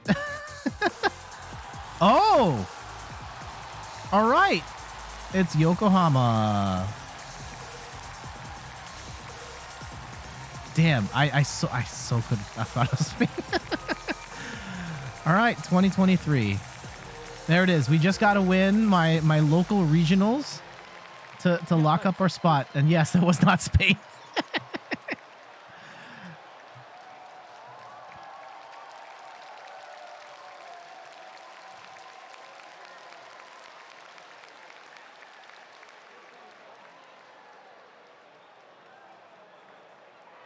Thank you, Mr. Ishihara. Thank you for watching this year's World Championships, and we will see you next year. All right, in that's Yokohama. the show. Thank you, Pokemon, for streaming the World Championships and hosting the World Championships. Thank you to all the players of all the games for competing, showing your love for the games and the community. And yeah, it was a great time. I enjoyed watching from the sidelines. I don't know. Maybe we'll end up there someday. I don't know. I'm not holding my breath for that. But maybe someday. At step 1, there is a Toronto regionals. Oops. There is a regionals in my area, and we can maybe head out there. All right. Let's talk about the new stuff that we saw.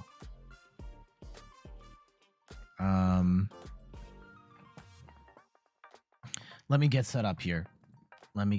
Ooh, there's a couple of things here. There was 2 logos. All right. Let me set up here. And We'll talk about EX cards, and then maybe we'll play a little bit more. How do I want to... I'm making this up in real time. Learning this new information.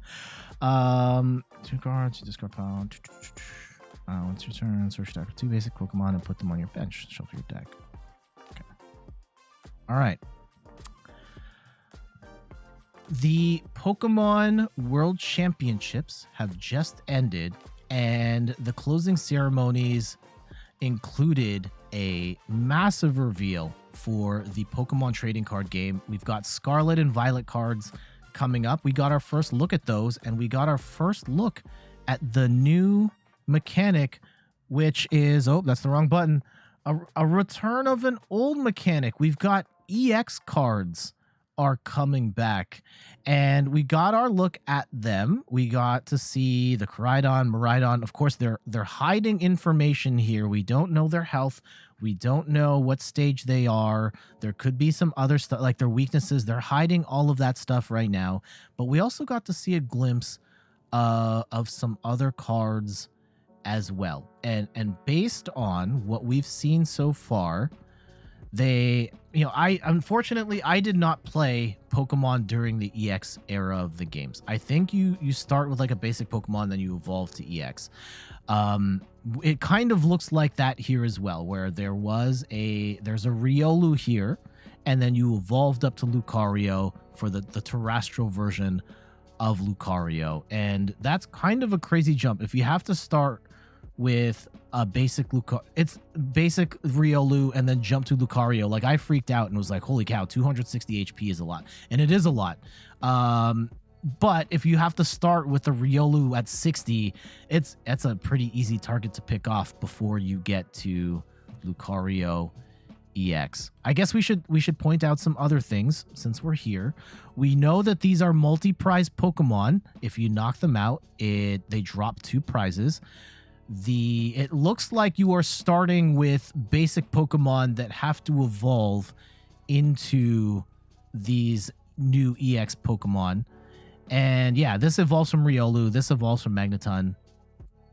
And the way they've talked about it is that the Lucario definitely, massive HP jump to 260. And the Magnezone they showed in the video, I think it had 330 HP. So we're talking almost VMAX territory here. And with moves that are with low cost moves, kind of as a trade-off for having to, they're not showing this isn't, okay. They're not showing all the things in this particular clip, but we did see in the actual video, they talked about the Magnezone here, where this is a stage 2 Pokemon. This is going to be hard to set up, but if you're able to set it up, you get access to a Pokemon with insanely high HP and low cost moves that do a lot of damage. Really interesting to see how that works out. These still drop 2 prizes as well. So RIP VMAX Pokemon. Again, kind of phasing 3 prize Pokemon out of the game.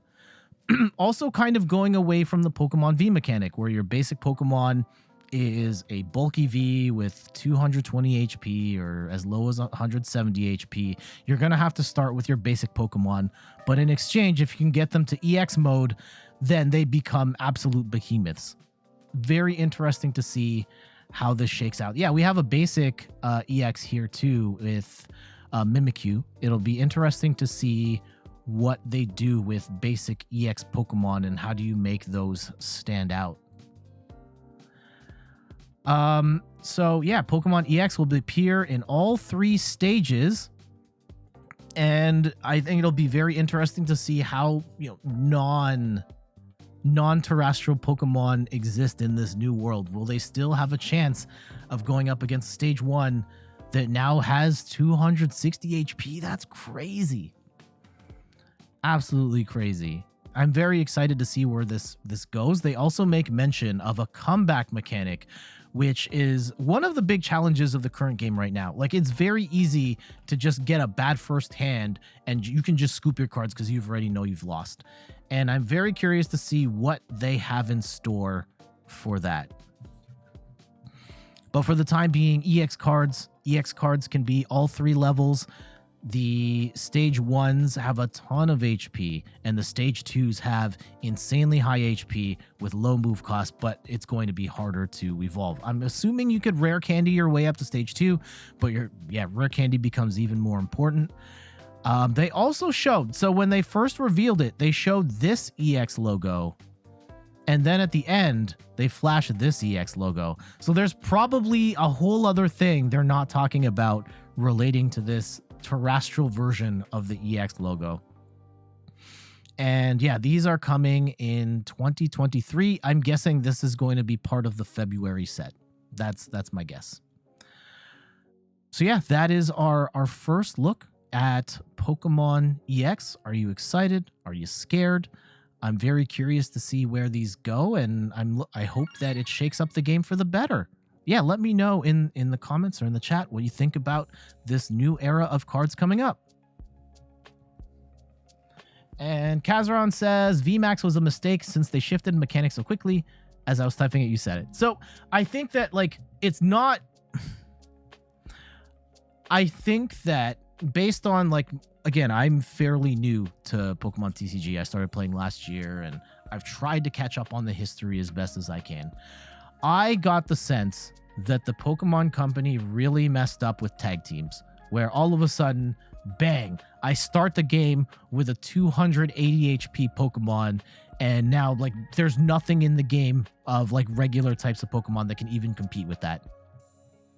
And VMAXs were sort of their way of saying, like, all right, we got to get away from here's a giant 280 HP basic.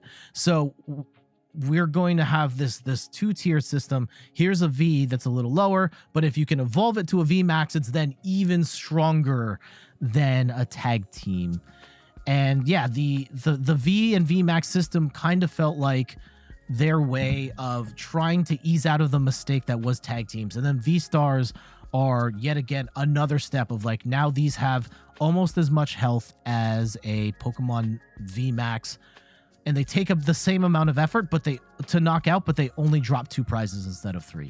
And this feels like, you know, maybe yet another step of easing out of 3 prize Pokemon. I'm grateful that we're not seeing 3 prize Pokemon in this step. I think the only 3 prizers will be V Unions, which I'm actually okay with. I feel like V Unions as a 3 prize Pokemon, because of the extra steps involved to get them to be set up, and there's only one that's really viable right now in Mewtwo V Union. I'm totally fine with that being the 3 prize Pokemon. But otherwise, like, these 2 prizers feel like this is a better direction overall. Yeah, so what do you guys think? You excited? Not excited? Confused? Scared? Slows the game down. I think that's probably the biggest challenge with the game is, like, it can end 2-3 turns. There are so many games that I've played where I just see my cards and it's a bad hand and my opponent has a good hand, and I say, like, nah, I'm done. This is not gonna work. We're just gonna stop. Because there's no chance of me winning. And if there are mechanisms in place that give players a better chance of coming back, hopefully it's not too cheesy. Comeback mechanics, and, like, drawing from my fighting game background, comeback mechanics have been hotly debated because they can swing the game in ways that feel cheap. So I hope that whatever the new mechanic is in Pokemon TCG, that it does not fall prey to that. Ooh, this is not an ideal hand. We are up against potentially a water deck, though, which might give us a fighting chance here, but we'll see.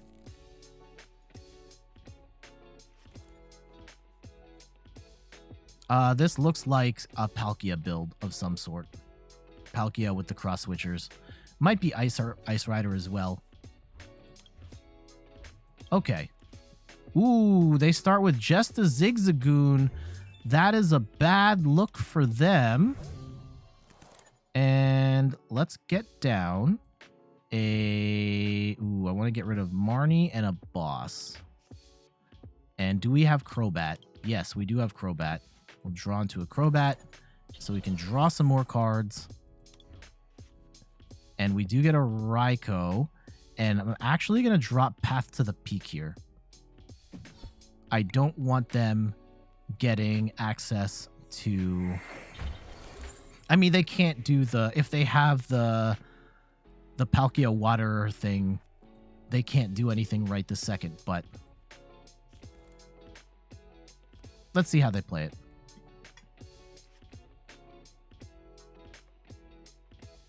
They are going to get down a Sobble at least, and they're going to put some energy on there. Can they keep calling? Ooh, they're going to boss up Crobat. All right. Let's go and just get rid of all these cards. And... Oh, no. I will have to attach to the Crobat to get Raichu out. And I will put the Mareep down. And what we'll do is get rid of the Quick Ball and the Canceling Cologne. Get Flaffy out. And charge Raikou, but that's going to be temporary.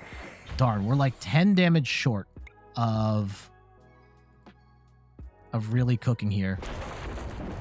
For 120, we can attach some of that back. We can attach one of those back. We do get the Heavy Ball again. So we can at least hit for 180 on this next turn. And they still don't have a lot going on. Having to put 2 waters on the Sobble was a bad look. I was kind of hoping we could get a boss's orders here. We don't get it. Because I would love to just snipe whatever is coming next.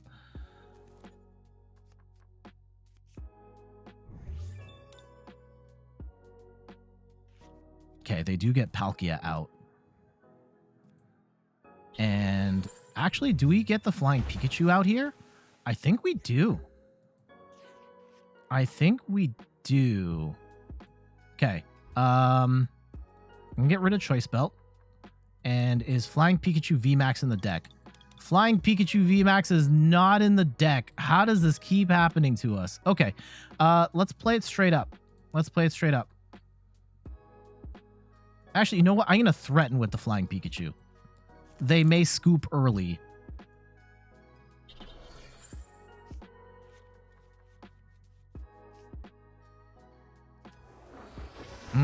Do we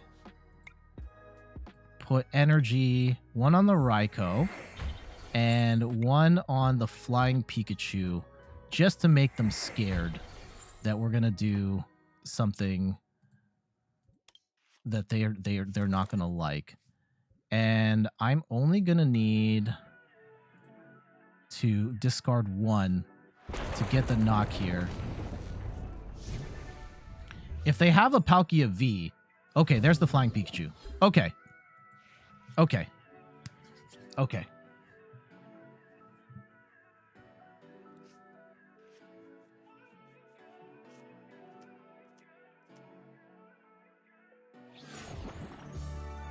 All right, there we go. We got GG's. Yeah, we locked him down. The Raichu again. Every time we have Raichu in the lead, everyone's just like, nah, fam, I'm out.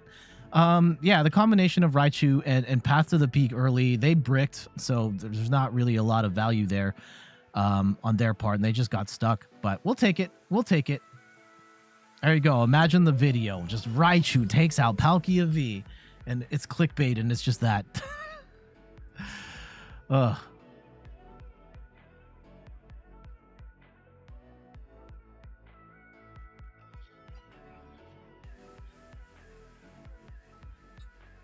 Okay. Hopefully we can get like 1 or 2 more good matches before we call it a day. I'm going to eat some lunch and then lie down or something. I'm still very tired from yesterday. Also, it's just me. I think this light is flickering. Yeah, I think it's... I might need to fix that. Also, this is not a good hand. Raikou by itself is... We do get the Palkia match, though. We do like that. Let's draw a fresh card first. And I'm actually going to go and grab a... I'm going to grab a Mareep. And we're going to wait. And let's see how they play this out. Because there's still a world where I can't one-hit KO this Raikou. Or Palkia. Ooh, they're playing Turbo Palkia. Oh, no. Yeah, this is that world. We don't like this. Ooh, they bricked on the...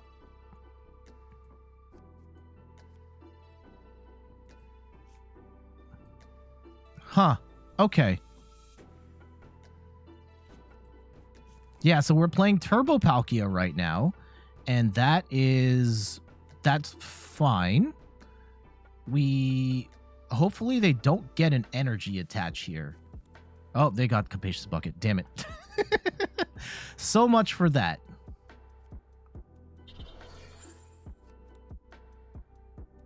Okay, so they're going to scoop. They're going to scoop and then try and grab something else with Mew. Yep. And hopefully it's not an Evo Incense, because they can start... They've got the energy in the discard. Okay. Yeah, they have the energy... 1 energy, which might be enough. Okay, 2 energy in the discard. They're going to be ready to attack next turn. We don't like that. Don't like that at all. Probably looking for...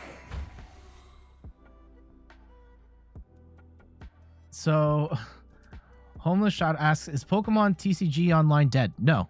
Absolutely not. There's definitely people that play this game all the time. If you look at the leaderboards, which are admittedly incredibly difficult to find because you can only find them on the website, they have like over 100,000 players playing per season. So definitely not a dead game. Okay, we do get Flying Pikachu down. We have no energy though. This is bad. This is very bad. How do we... I mean, here we go. I'm going to all or nothing here. All right. I drew nothing. Okay. Did we have... I can't remember if we... I think we don't have Crobat here. And this is... Oh, no, we have Crobat. Okay. Let's throw down Raichu and throw down Crobat, and hopefully we can get some energy here. And we do. All right. I'm going to go with... Let's hold on to the Choice Belt for the time being.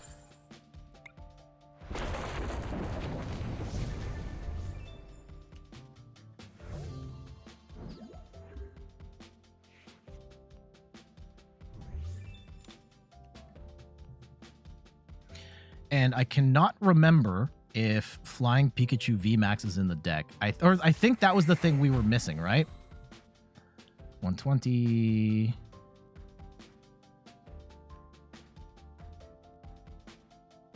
Yeah, let's play this out and see if we can make this work. Raikou is, I guess, not actually the worst counter. And Diancie is super annoying. I don't have an escape rope in this deck, so we're gonna have to fight that straight up. And they're gonna put Flying Pikachu in the active. And that's gonna hit for weakness, actually. Oh, no, it doesn't. Okay. Let's see what we can do. Isn't TCG live in Canada versus TCG? So that's not true. The way it is that Pokemon TCG, the beta is open in Canada and I think, yeah, Mexico and New Zealand. However, yeah, so it's available in multiple spots, but I can still play PTCGO. Like, that's what we're playing right now. Okay. We're going to cape up with our Raikou, and we're going to put a energy on Raichu. And we're not... I think, like, this Palkia is horrifying, but it's not necessarily the end of the world here. Oh, Flying Pikachu is in the deck. Okay.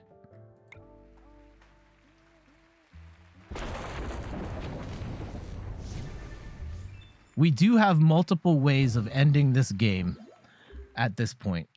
Well, at least knocking out that Palkia.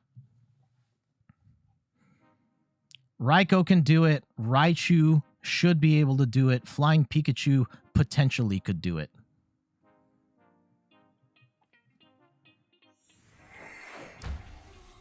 But yes, PTCG Live is available in a couple places. Actually, they didn't mention anything about live in the closing ceremonies. That was interesting. I would not rush out to get onto PTCG Live because it's not good. It's not right now in its current state. It is abysmal. Okay, so they're coming in hot with the Raikou. That's fine. I don't think they get the KO here.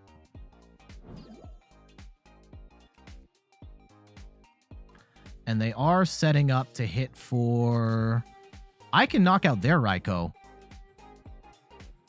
So this is scary times for them. Absolutely. Oh, wait, can they knock out? No, I don't think, even if they put the zigzag, I don't think it's enough. I could be wrong. I hope that's still short.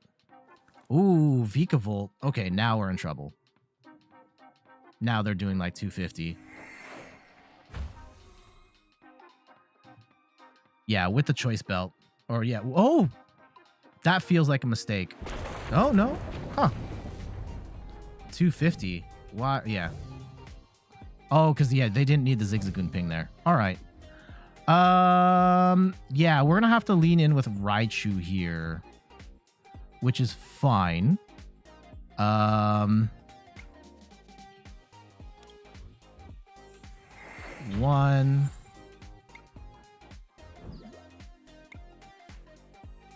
2. I think where we're gonna run into trouble is that we need Raikou or Raichu at this point. I think we have all the attackers we need. Yeah, we're gonna go with a Mareep here, which may prove to be a mistake, but we're going for it. I guess maybe I could have put a cape on a Crobat. We do have the pivot, which we were looking for, which is awesome. And let's get some more energy in the discard. And we'll get the Flaffy for... Ah, shoot, I'm green carding here. Okay, so we will Dynamic Spark. 1, 2, 3, 4.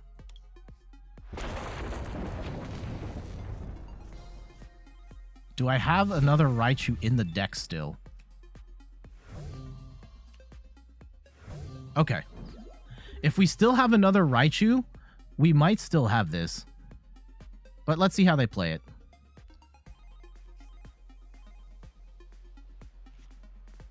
Because they could also charge to the Greninja. I can't... They can knock out 2 of my Flaffies, and I will be in for a sad time. That's actually probably what they're going to go for.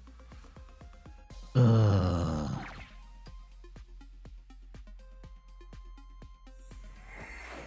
Yeah. Darn it. Okay. I should have been more prepared for that. Now we lose our charge.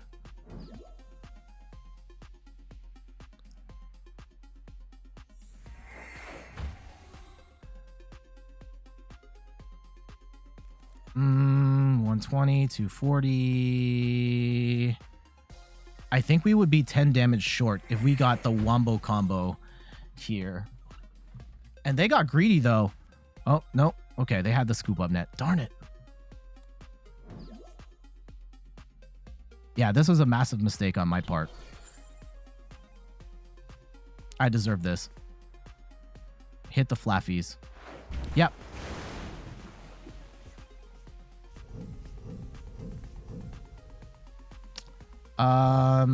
I think that's game. Now that I'm looking at it. Oh, hold on. Yeah, I don't really have a clean way of getting out of this scenario.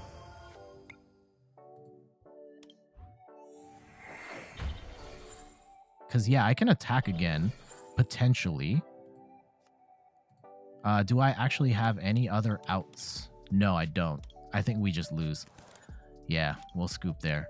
Darn. Okay. We definitely had a chance of winning that. We just didn't. We should have played Manaphy. And that was my mistake. Okay.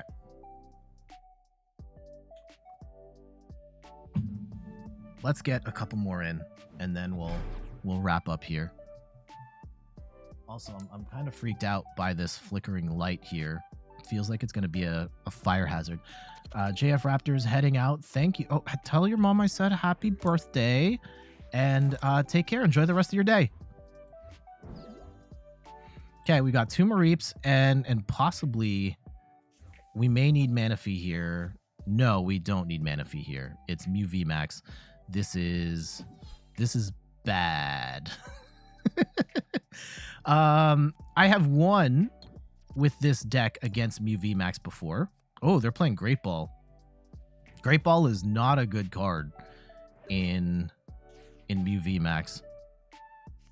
So let's see if we can get something better. They have bricked pretty... Oh, gosh. We have also bricked in a terrible, terrible way here.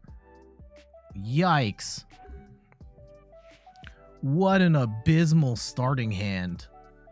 And they get a Mew down. Okay. They still get a Lessa Sparkle, too. Ugh.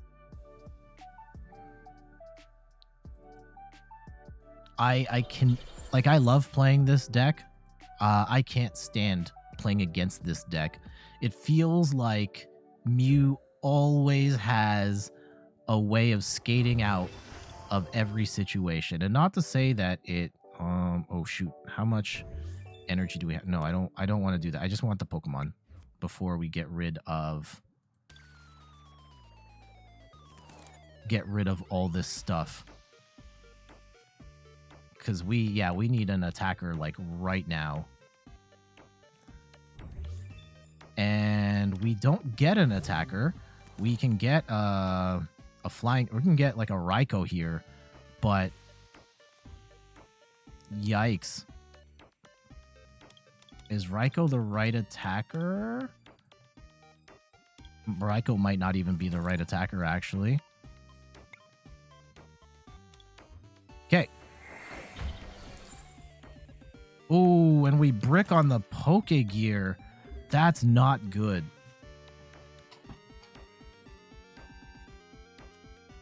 Oh, they get the Genesect down. Now they start to party.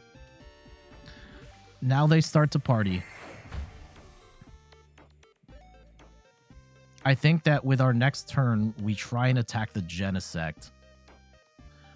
Because we're not going to be able to knock out Mew in one hit. Not at this point. 20, 40, 60, 80, 100, 20, 40. Yeah, not unless they bench more stuff. So if we can get Genesect stuck, it's either that or we knock out the Oricorio. And I think I would prefer getting the Genesect stuck. We'll retreat. And let's fleet-footed here. And get energy onto this next Raikou. And we boss. This shouldn't KO. But we are putting them in a tough spot here. Oh, Oricorio possibly saving their bacon. And I hope that was the right move. Because they potentially can still hit for 300 damage. Like they're one Alessa away. Oh, God.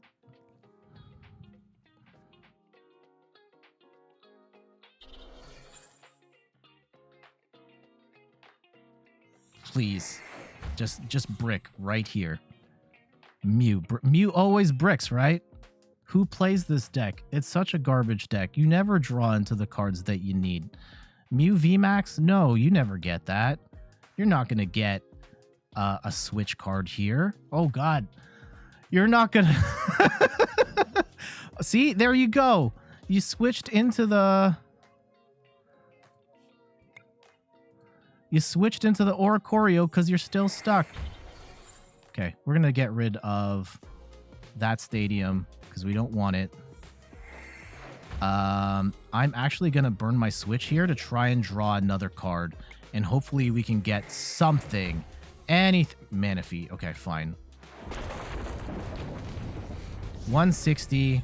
We draw first blood. We can charge up a Flaffy, which is amazing. We might be able to sneak attack here on a Mew if they. How many Raichu? Okay. Please tell me we haven't prized both of our Raichus. Oh. Okay, they get to draw a card. Oh, 2 cards. Uh-oh. Uh-oh. Uh-oh. Mew, stop it. Stop it. Stop it, Mew. Stop it. Oh, my goodness. No!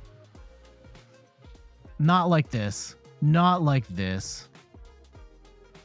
We just don't get to Mew VMAX. If they get to Mew VMAX, we are in for a very sad time. They didn't. Okay, please not the Great Ball. Not the Great Ball. No, no, no, no, no. Bricked! Not Genesect again! Oh, God. Please. This is probably it, isn't it? They've drawn too many cards. Yep. Always. And they're going to hit the second Mew VMAX here too, aren't they? No, they don't. Okay.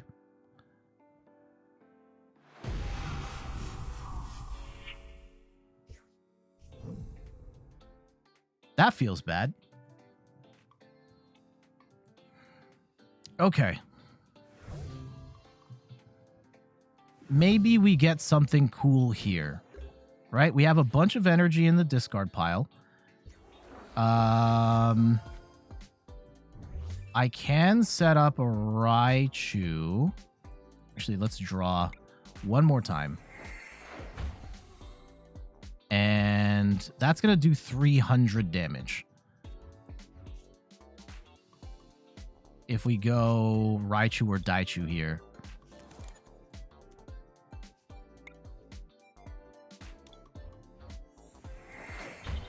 I don't think we're gonna... They could just gust this up too. But this is kind of... our hopes and dreams are riding on this Pokemon. Okay, they don't have... The big challenge for them is they don't have Meloetta here. They can't attack again. Oh, God. And if they can attack again... Yeah, they can attack again.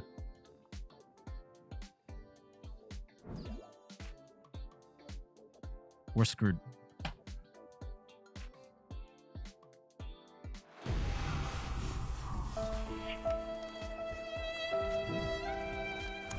Damn. This is where having a top tier deck matters. Even if we get enough energy on this, we're still going to lose.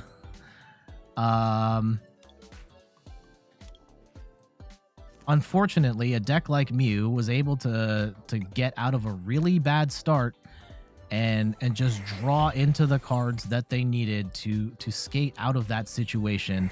And we are going to be 10 energy short. And we'll land this attack and then we'll scoop. Well played. Not going to be enough. Can this deck beat Mew? I think it can. I have beaten this deck or beaten Mew before. Path is incredibly important. And they got... Like, I thought we had a pretty decent setup. They just happened to draw, like, amazingly on those last 2 turns. And, you know, kudos to them for going all out on the quad Genesect to draw themselves into that situation, because otherwise they would have been screwed. Okay.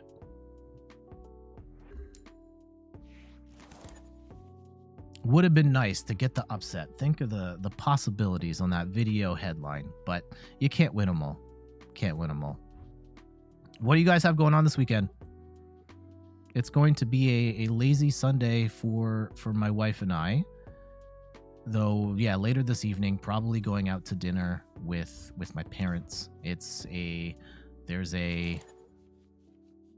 called an event here called Summerlicious, where a lot of fancier restaurants have like cheaper price menus so that it brings new customers in, and so we'll probably have a nice dinner there. This is a terrible hand. This might be just like scoop our cards. Let's see what they play first. Oh gosh, it's a Mew. It's a Mew deck. Oh no. Yeah, I'm just gonna scoop here. I am not set up. See, it would be nice to see what this comeback mechanic is to stop stuff like that, or minimize stuff like that. I would love to beat a Mew deck here, though. So you like cheap dinners? It's a cheaper dinner. Certainly not cheap. Like if you go to these restaurants, the meals are still expensive, but they are less expensive than they'd normally be. And I do eat cheap. What's wrong with cheap dinner, by the way? Shout outs to McDonald's and Taco Bell and Popeyes and that corner store that sells the pizza slices for $1. Well, we don't have those here in Canada, but y'all know what I mean. Okay, we got the Regigigas deck, and we love seeing this, especially as Flying Pikachu, but we also have to be mindful of the fact that here we go. We still need a moment to set up here, so I'm just going to move this back here, and you know what? We'll throw the cape on Flying Pikachu just in case. Please tell me Flying Pikachu VMAX is in the deck. That, at this point, that is our only win con. Get Flying Pikachu set up, and we win. I guess there's also Regigigas bricking, which does happen from time to time. Or taking out, just stopping them from having one of each kind active. Okay, they're going to get Regidrago out here to draw some more cards. At least draw... Oh my goodness. Oh, the professor's research right there. This is a very well sequenced run. Oh no. Are they going to get the whole thing set up? Uh-oh.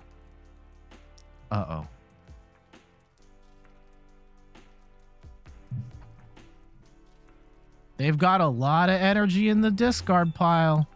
That's enough to power up a Regigigas right there. Yeah, the two double twins and plus the Aurora? Yeah.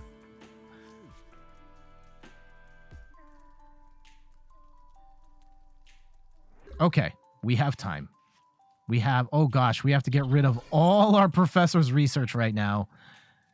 And we did not get what we were looking for. And now I am very sad. Please tell me Flying Pikachu is in the deck. Great. Okay, we're going to grab Raihan here instead. And do we have any energy in the discard? No, we do not. Okay, so Raihan doesn't really help us here. Awesome.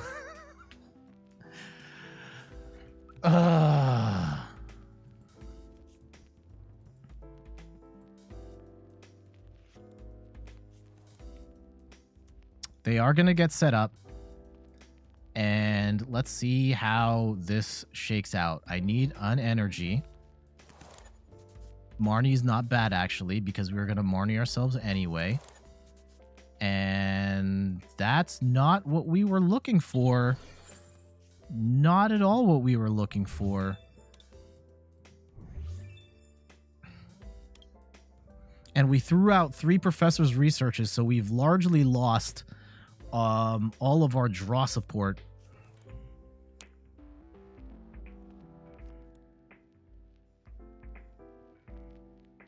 Okay. Oof. What can we do? What can we do?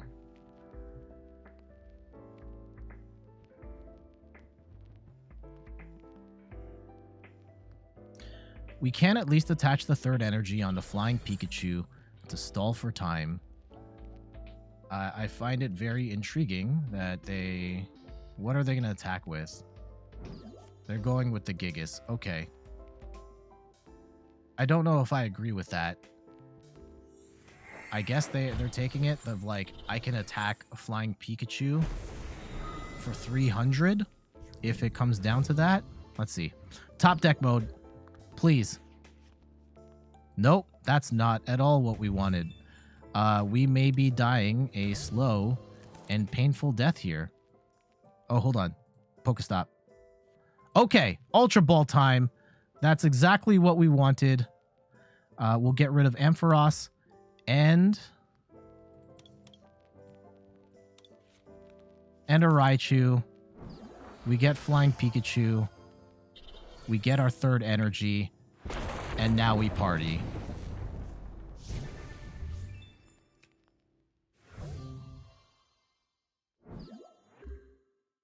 Actually, I probably needed Ampharos. I might actually need Ampharos. I think we still have Ordinary Rod in the deck. Oh, that Pokestop bailed us out hard there.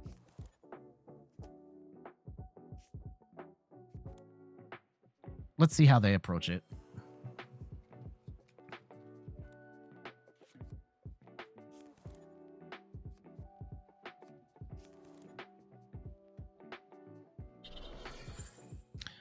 Okay.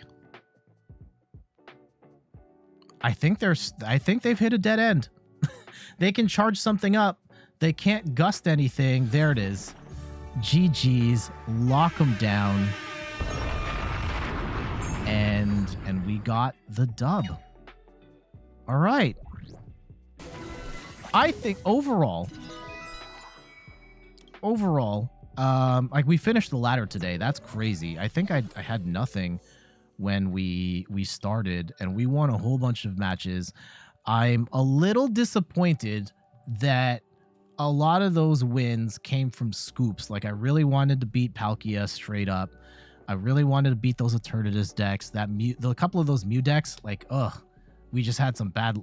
Our opponent had some amazing draws, and that kind of shut it down. But I kind of showed where the deck really shines, being able to beat those annoying single prize Pokemon decks with the Solrock Lunatones and the Regigigas. And I think that we probably had a fighting chance in the Palkia and the Mew match we lost if we had better draws. But I mean, like, that's a card game. You could say that about anything, right? I think it could have had a chance in both of those two.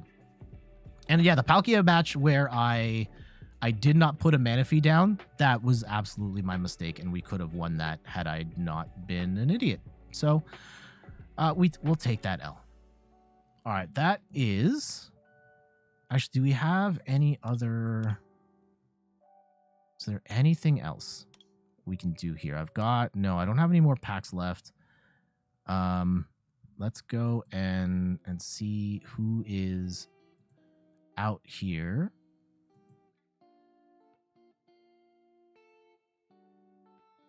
And so yeah, let's see who we can send this over to. Let's go and raid. Let's go and raid Primetime Wizard TV. So raid.